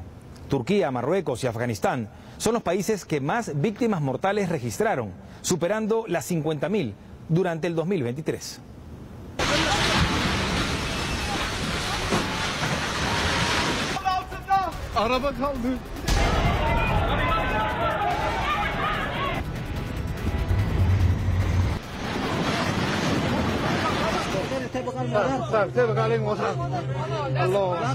Tiene solo 4 años y no se divisa su rostro, pues sobre ella han caído escombros de su casa.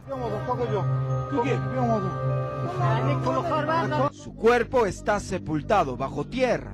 Con mucha delicadeza, los rescatistas limpian su cara y ella abre los ojos, está con vida.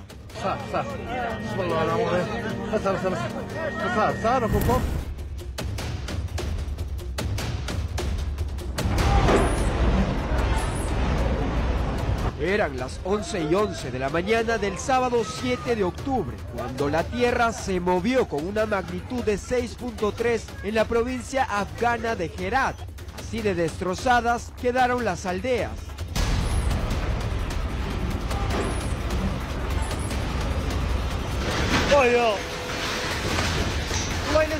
Cuatro días luego, el 11 de octubre, cuando los afganos recuperaban los cadáveres de sus familiares, un tercer sismo sacudió la región. Para cuando ya se reportaba cerca de 1.500 muertos, el 15 de octubre, un cuarto terremoto terminó por traumatizar a la población. No queda nadie, ni una mujer, ni un niño, nadie.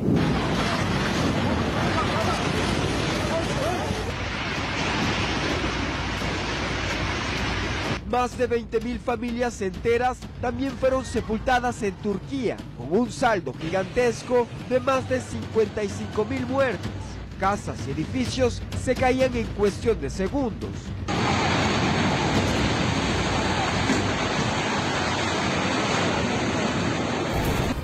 Esta otra enfermera corre hacia la unidad de infantes para rescatar a 2 niños. En su camino las luces se apagan y se desploman partes del techo. Desde aquel lunes 6 de febrero, el gobierno turco trabaja para recuperar las zonas afectadas con daños que superan los $1.000 millones. Pérdidas económicas, daños materiales y el fallecimiento de alrededor de 3.000 personas también se reportó en Marruecos el viernes 8 de septiembre.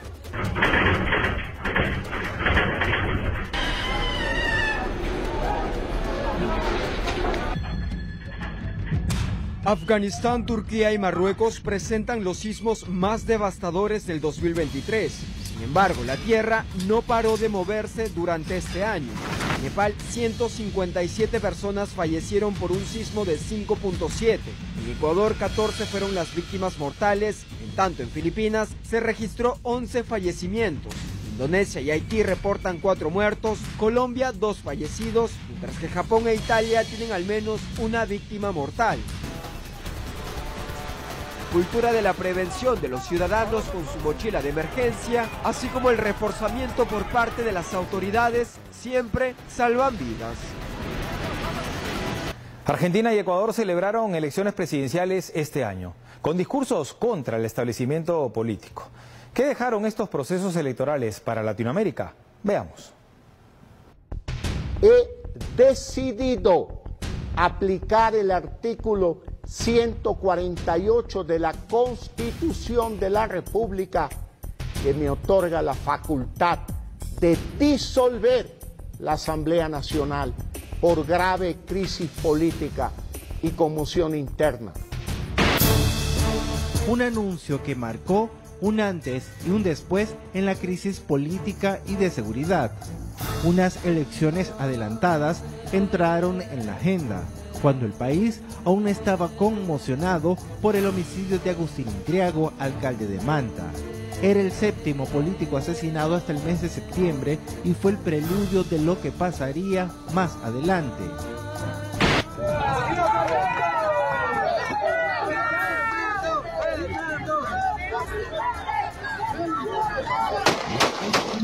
A 11 días de la primera vuelta, la muerte a balazos de Fernando Villavicencio estremeció aún más a la nación. El tono de la campaña presidencial cambió, al igual que las preferencias electorales. Las amenazas aumentaron. Los postulantes a la presidencia llegaron a la segunda vuelta haciendo campaña en redes sociales y actividades poco concurridas. Daniel Noboa se impuso al correísmo. Es el más joven en asumir el cargo y hereda un país en crisis.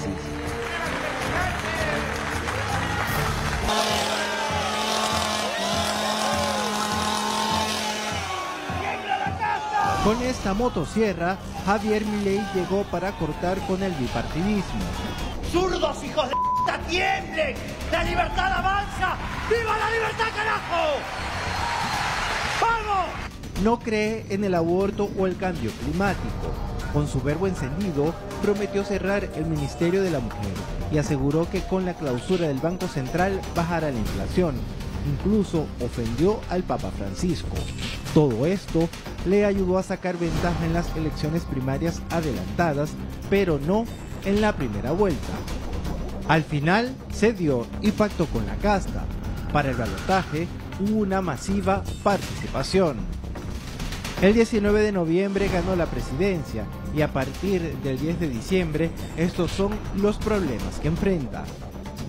La inflación, el estancamiento, la falta de empleo genuino, la inseguridad, la pobreza y la indigencia. Milei llega al poder con poco peso en el legislativo. Su partido, La Libertad Avanza, solamente cuenta con 7 de los 72 senadores y 38 de los 257 diputados. ¡Viva la libertad, carajo! Dios bendiga a los argentinos. Muchas gracias. Se viene el estallido, se viene el estallido.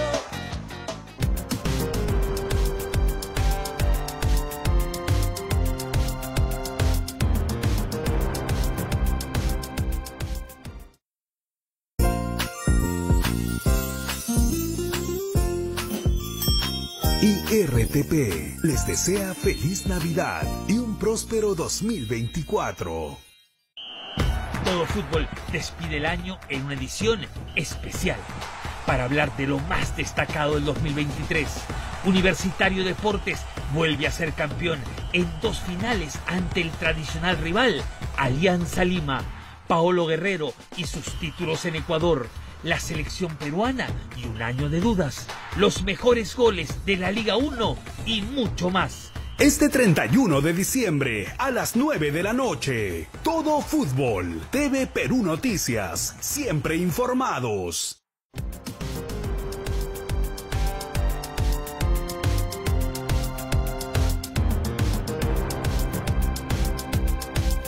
Cambios, avances. Lamentablemente los números de Juan Reynoso frente a la selección peruana no fueron los mejores durante el 2023.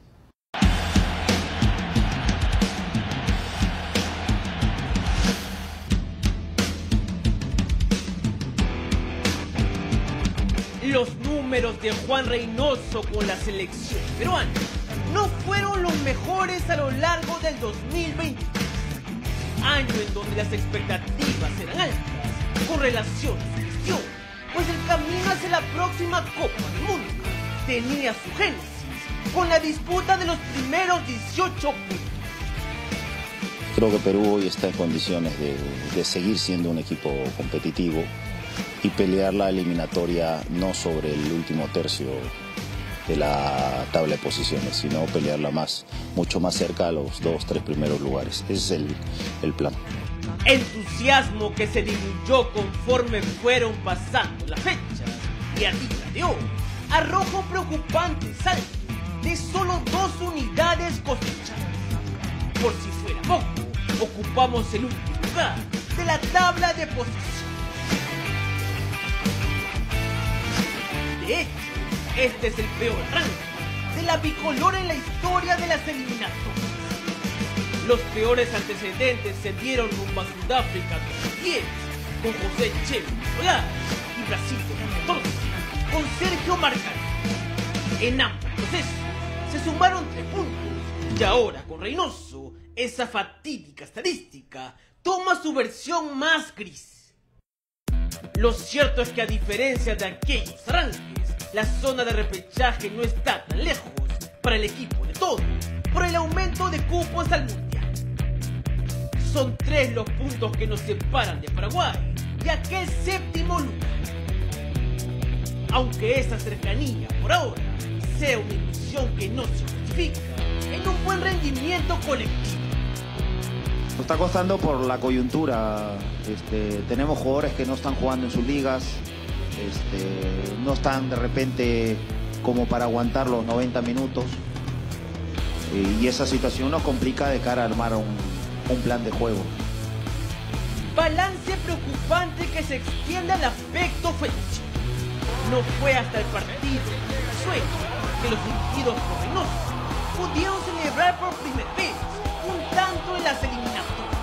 Ayó Grimaldo, gente que llega Yotun.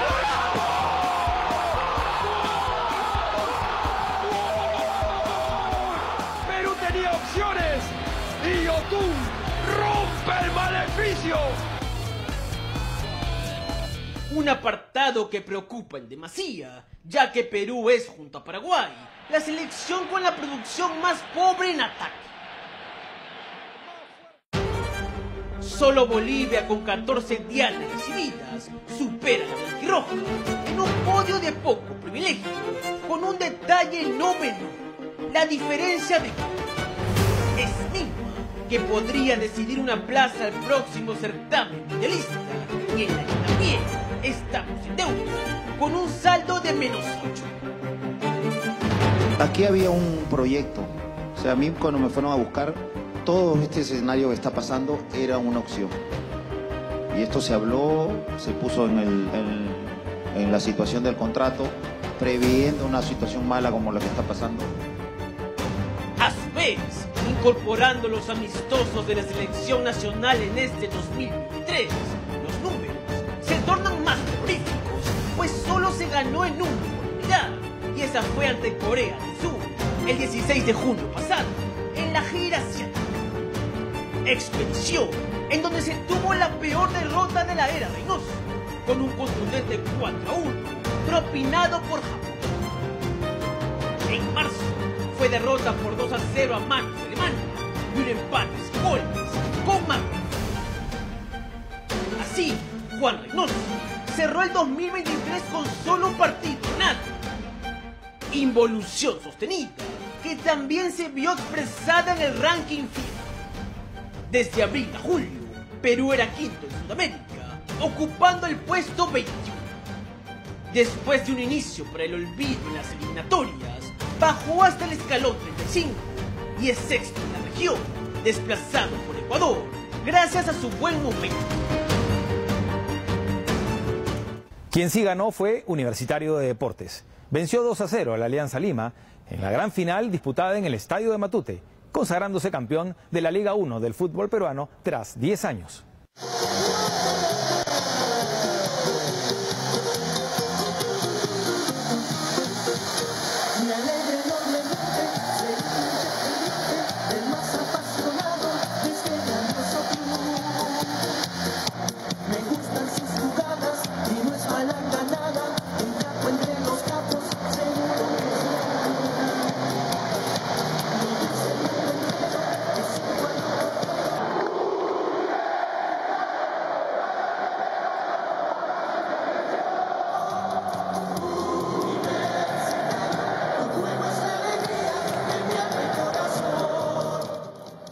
como para no perder la costumbre, el Estadio Monumental volvió a lucir abarrotado para presenciar la fiesta del campeón nacional.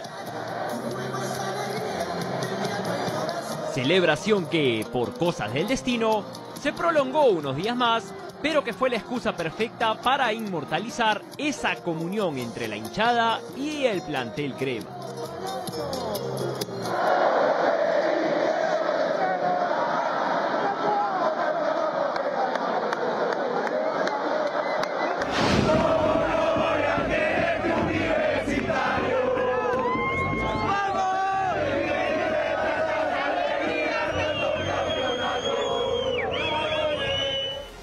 Todo había comenzado el sábado 4 de noviembre en el Estadio Monumental. Alex Valera desataba la euforia en Ate.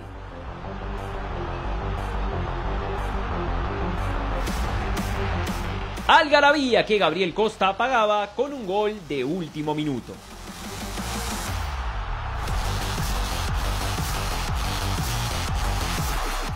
Desenlace que dejaba todo abierto para la continuación de una saga apasionante en Matute. Allá seguramente, me imagino que ellos saldrán un poquito más, tratarán de dar 4 pases seguidos. Con 4 toques, como dijo Carvalho, que no podemos hacer, con 4 toques hicimos el gol. Tratarán de dar 4 pases seguidos. Con 4 toques, como dijo Carvalho, que no podemos hacer, con 4 toques hicimos el gol. Días después, en el Alejandro Villanueva, la oscuridad no fue impedimento para que Universitario pueda dar rienda suelta a la alegría. Festejo especial no solo por volver a levantar un título nacional 10 años después, sino por hacerlo en un clásico y en la casa del eterno rival.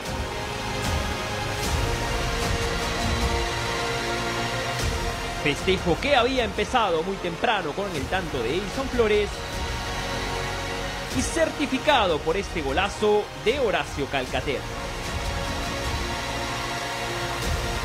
Tras el pitazo final, se hizo la oscuridad, pues las luminarias del Alejandro Villanueva dejaron de funcionar.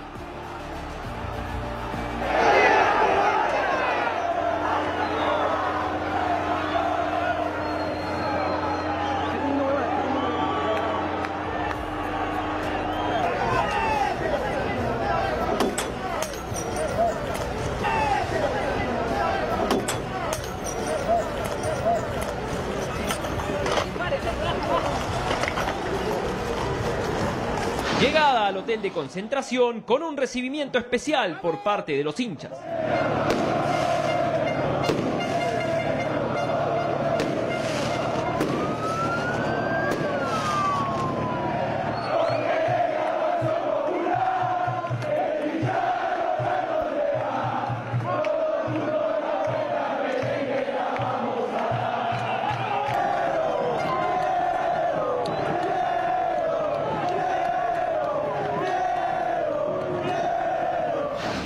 Un DT que se metió en el corazón del hincha crema a partir de su fe.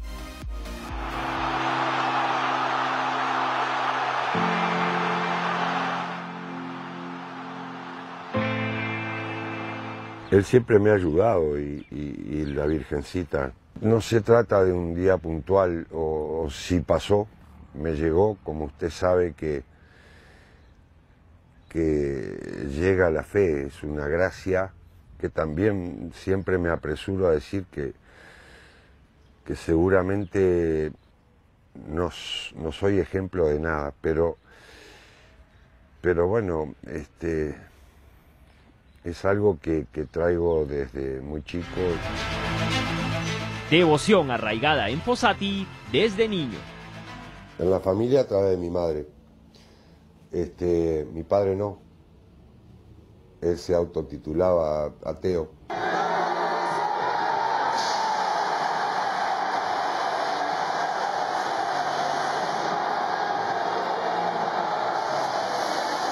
Rienda suelta al júbilo y la efusividad, pues ni Jorge Fossati se salvaba de un baño en particular por parte de sus pupilos. Agasajo que corona una temporada en la que Universitario fue de menos a más para alcanzar una estrella 27 que, quizás, es la más celebrada de los últimos tiempos.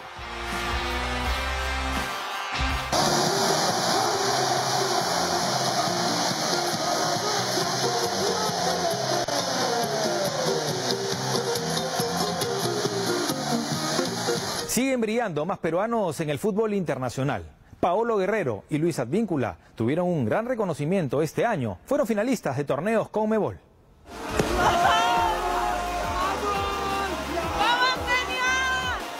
Ellos fueron nuestros embajadores de la temporada, generando la conexión a Ecuador, Argentina y Suecia. Paolo Guerrero y Luis Advíncula se encargaron de llevar nuestra bandera hasta las finales del continente, pues en un hecho histórico, tuvimos a dos peruanos peleando por levantar la Copa Libertadores y la Sudamericana, quedando a poco de encontrarse en una recopa. 4 años después, Luis Advíncula volvió al Maracaná para una nueva final. Vestido de azul y oro, fue el mejor del cuadro argentino, que buscó desafiar en su casa a un Fluminense millonario. Pero el camino no fue fácil, y se tuvo que llegar hasta Río de Janeiro para hacer justicia con el peruano. En el Maracaná fueron 120 minutos donde Advíncula sacó lustre a sus galones, se consagró como goleador y se insertó en el equipo ideal de la Copa. Su voluntad generó que el hincha argentino se enfile tras la número 17 del peruano. Esa zurda que tiene Advíncula aparece aquí en el Maracaná también. Un gol notable, notable. Uma jogada cantada, uma jogada que se repete. É o quarto gol desta forma. Sabe de quem? Advíncula. Camisa 17 empata para o Boca.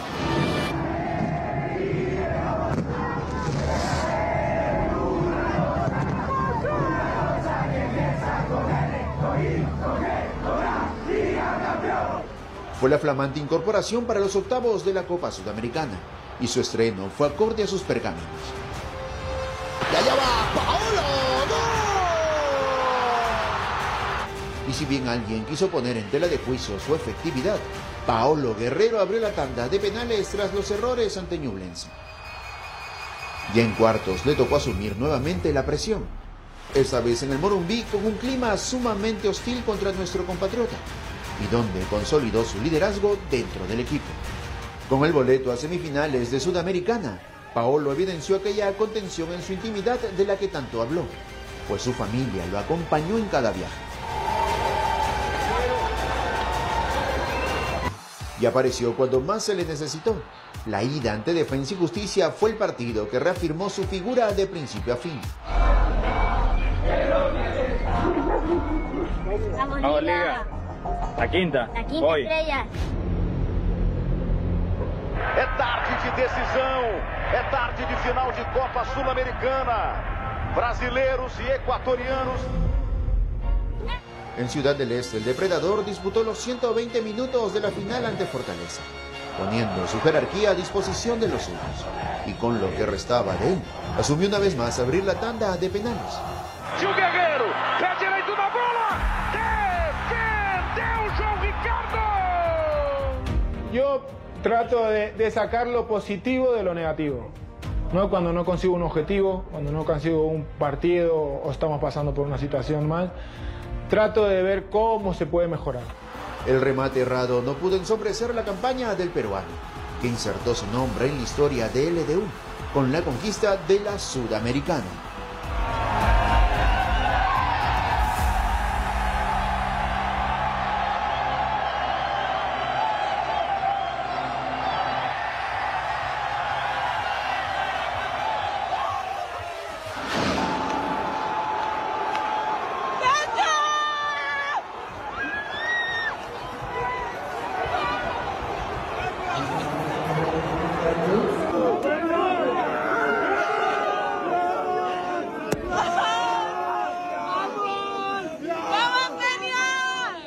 El 2023 resultó ser de altas y bajas para Sergio Peña, pero que se destrabó con la consecución de la Liga Sueca. Bicampeón con Malmö y envuelto con la bandera bicolor, el volante exteriorizó lo que fue una temporada dura con final feliz. Sergio, how do you feel right now? Is it happiness? I am so happy because of the team. We have many problems in the team, many injuries. Ace, the best player in the team, We have problems with the heart. Grande, grande. Come on, hey Sergio. I have many problems this year. Everybody knows what happened with me. I miss my daughter so much. Yeah, I worked so hard for this moment because these people have to win all the time. Malmö is the best team in Sweden, in Scandinavia, and I am so happy here. And I want to say thank you to the people because they support me when I have problems, and to the coach, to the club, because all the time believe in me. And yeah, now just enjoy. Peruanos que pudieron tocar el cielo con las manos, que les tocó revertir más de una situación en contra y que las presencias en sus clubes ya no admiten discusión. 4 años después de la alegría de los Juegos Panamericanos Lima 2019, Santiago 2023 llegó tras una pandemia que modificó el calendario de competencias, pero no la determinación de cada deportista peruano, pues los triunfos llegaron uno tras uno. 32 medallas en Juegos Panamericanos y 34 en los Panamericanos, alcanzando en estos últimos la mejor presentación peruana en esta cita continental. El 20 de octubre se inauguró esta cita deportiva en la que 10 peruanos conquistaron medallas de oro, siendo el atletismo y el surf las disciplinas más galardonadas con 3 medallistas dorados cada uno. Diego Elías, Cristian Pacheco, Benoit Piccolo Clemente y Luca Mesinas se alzaron como bicampeones panamericanos. Además, Mesinas logró el boleto a sus segundos Juegos Olímpicos, París 2024. El surf peruano dominó la ciudad costera de Pichilemu. Piccolo Clemente revalidó su título panamericano al imponerse al dueño de casa, Rafael Cortés. María Fernanda Reyes aprovechó la única ola buena de aquel 30 de octubre para puntuar 7.50 y quedarse con el primer lugar del longboard en la playa Punta de Lobos. Luca Mesinas, subcampeón mundial esta temporada, tuvo que enfrentar en 2 ocasiones a su compatriota y amigo Miguel Tudela. Un duelo de peruanos en el que el piurano terminaría accediendo a la gran final y luego al bicampeonato, mientras que Tudela se quedaría con el bronce, pese a competir con una fuerte lesión. Estefano Pesquiera y Caterina Romero hicieron historia al sumar las primeras medallas de oro en la vela. Pesquiera hizo lo propio en el ILCA 7, mientras que Romero se impuso en el Sunfish femenino.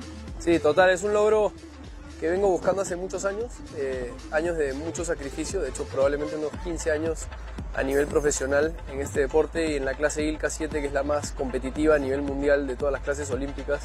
El piurano Hugo Ruiz Calle sorprendió a todos al imponerse en la prueba de Omnium del ciclismo. De esta forma logró la primera medalla de oro de su disciplina en una cita panamericana. Kimberly García demostró por qué es una de nuestras mejores deportistas en la actualidad. La atleta huancaína necesitó de 1 hora, 12 minutos y 26 segundos para quedarse con el oro en los 20 kilómetros de la marcha atlética.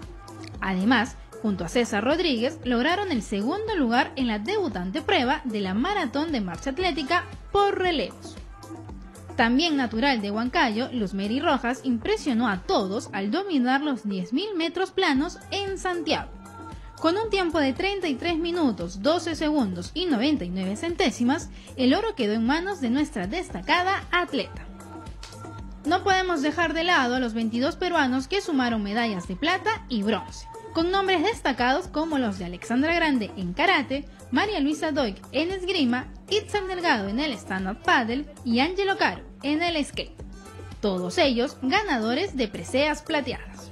O a los tiradores Nicolás Pacheco y Daniela Borda, quienes con sus medallas de bronce en las pruebas de skeet aseguraron también un boleto a los Juegos Olímpicos de París 2024, destacando también el bronce de Gladys Tejeda en la maratón.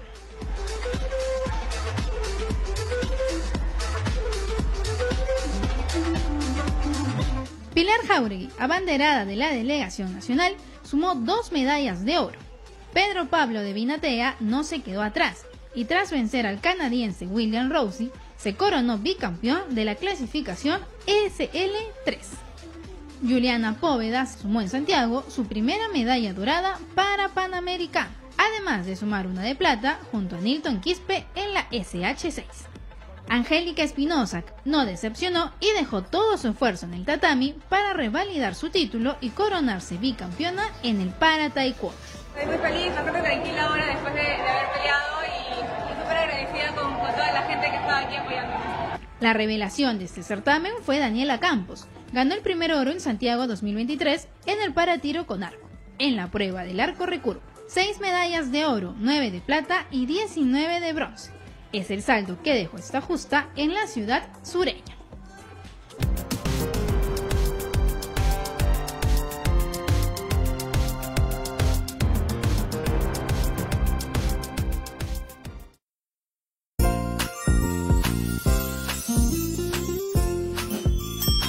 IRTP les desea feliz Navidad y un próspero 2024.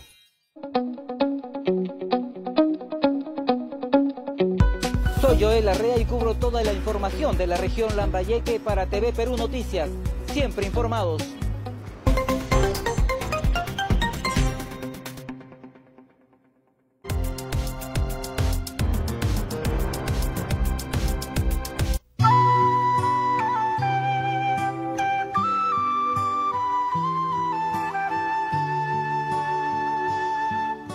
A pocos días de terminar el año, la noticia de la muerte de Pedro Suárez Vértiz conmocionó al país y al mundo de la música. Me elevé hasta el fin. Nadie imaginaba que el máximo exponente del rock pop peruano, a los 54 años, falleciera en su casa, donde vivía alejado de los escenarios y del aplauso del público. Después del tiempo, me la encontré la otra vez. Su música acompañó a varias generaciones, desde los años 80. Todos recordarán su primera etapa con su banda Arena Hash. Su trabajo como solista solo confirmó su calidad como compositor e intérprete.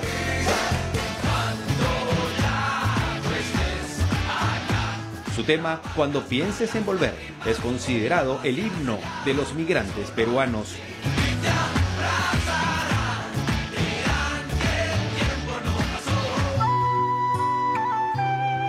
Descansa en paz, Pedro.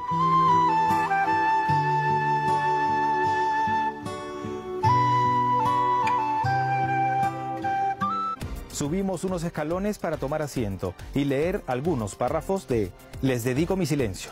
Es el último libro de Mario Vargas Llosa. El premio Nobel nos traslada a una íntima aventura por el mundo del criollismo. Allí, entre callejones limeños de rompe y raja, trinos de guitarras y cajón.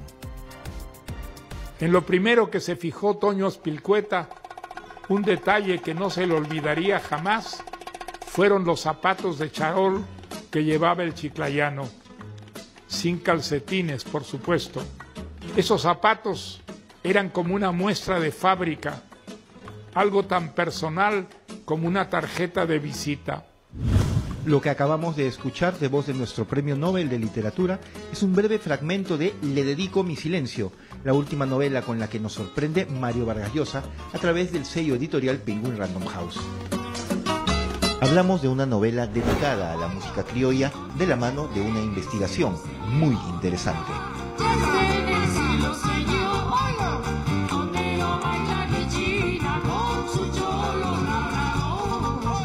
Pero que tiene, como siempre, la impronta de una aventura, y es la aventura de un estudioso de la música criolla que trata de ir tras la pista de uno de los guitarristas que él conoce más virtuosos. Queda flotando la interrogante entonces. ¿Es capaz la música criolla de unir a un país entero en un abrazo fraterno y mestizo? De acuerdo a la presentación, seremos testigos de un país fracturado por la violencia de los terroristas de Sendero Luminoso, donde la música podría ser aquello que en medio del caos y la barbarie nos convierte en hermanos y compatriotas.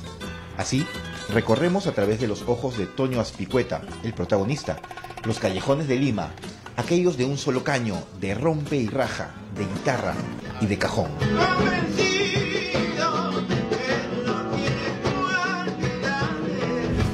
ellos están los Barrios Altos, por ejemplo, o el RIMAC.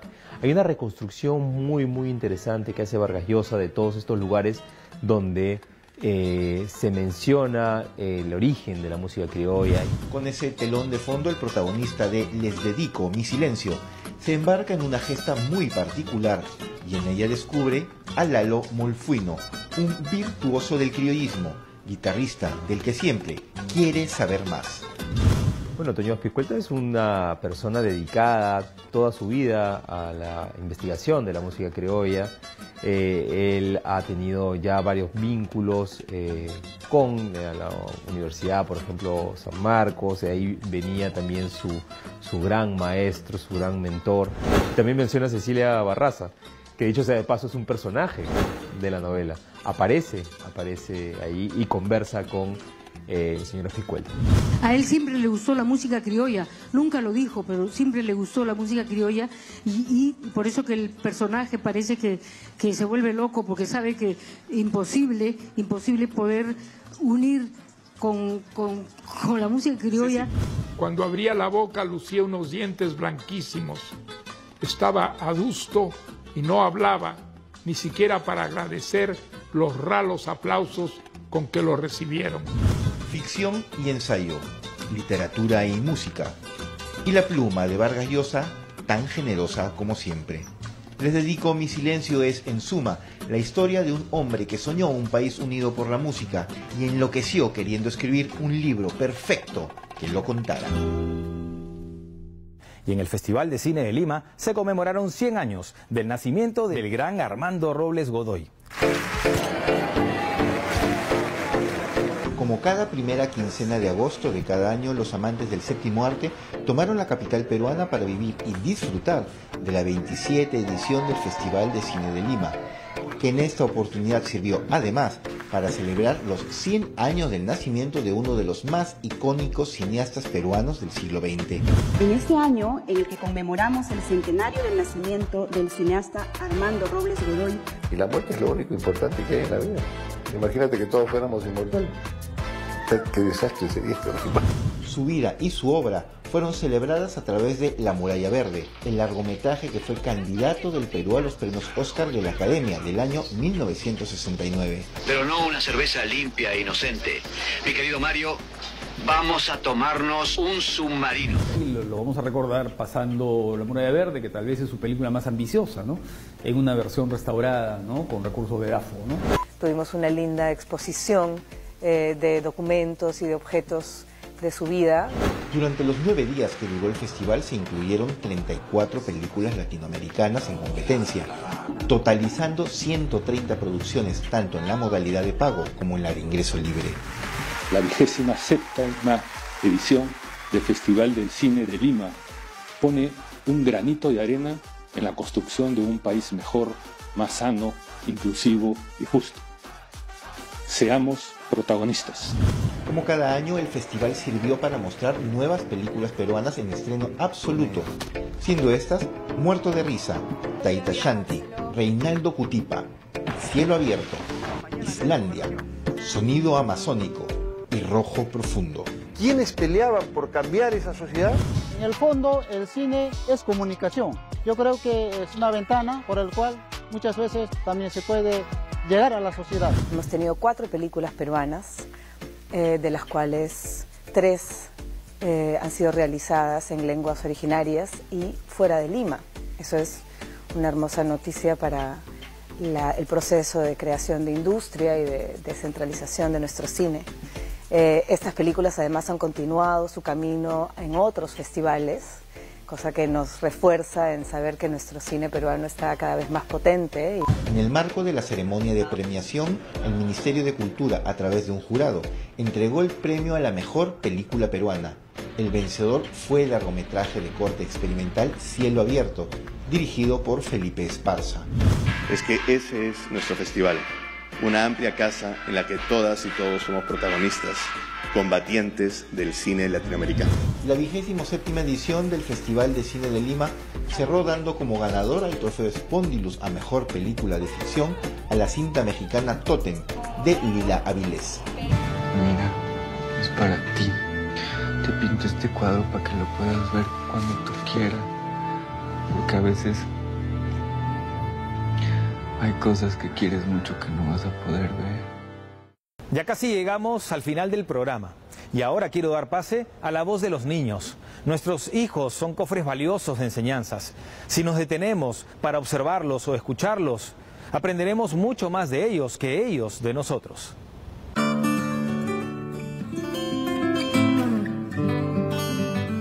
Es cierto que a veces la vida nos golpea tanto.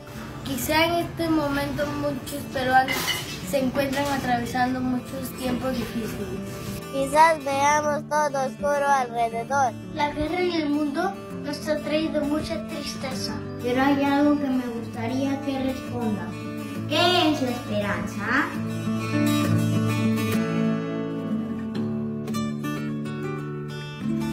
La esperanza es cuando existe un futuro como meta y puede ser mejor que el presente.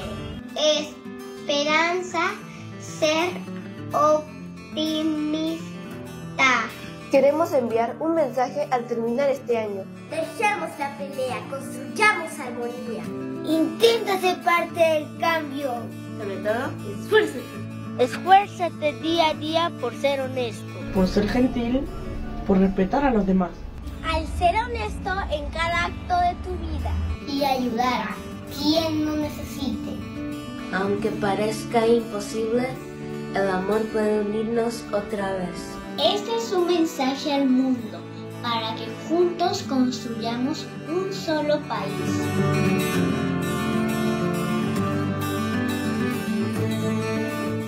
El 2023 debe terminar pronto. Quisiéramos hacer votos para que el otro año dejemos de pronunciar palabras como matanza, guerra y violencia. Espero que el 2024 sea un año de más oportunidades, un tiempo de paz para reinventarnos y recordar ese verso de Marco Martos. No es este tu país porque conozcas sus linderos, ni por el idioma común, ni por los nombres de los muertos. Es este tu país porque si tuvieras que hacerlo, lo elegirías de nuevo para construir aquí todos tus sueños.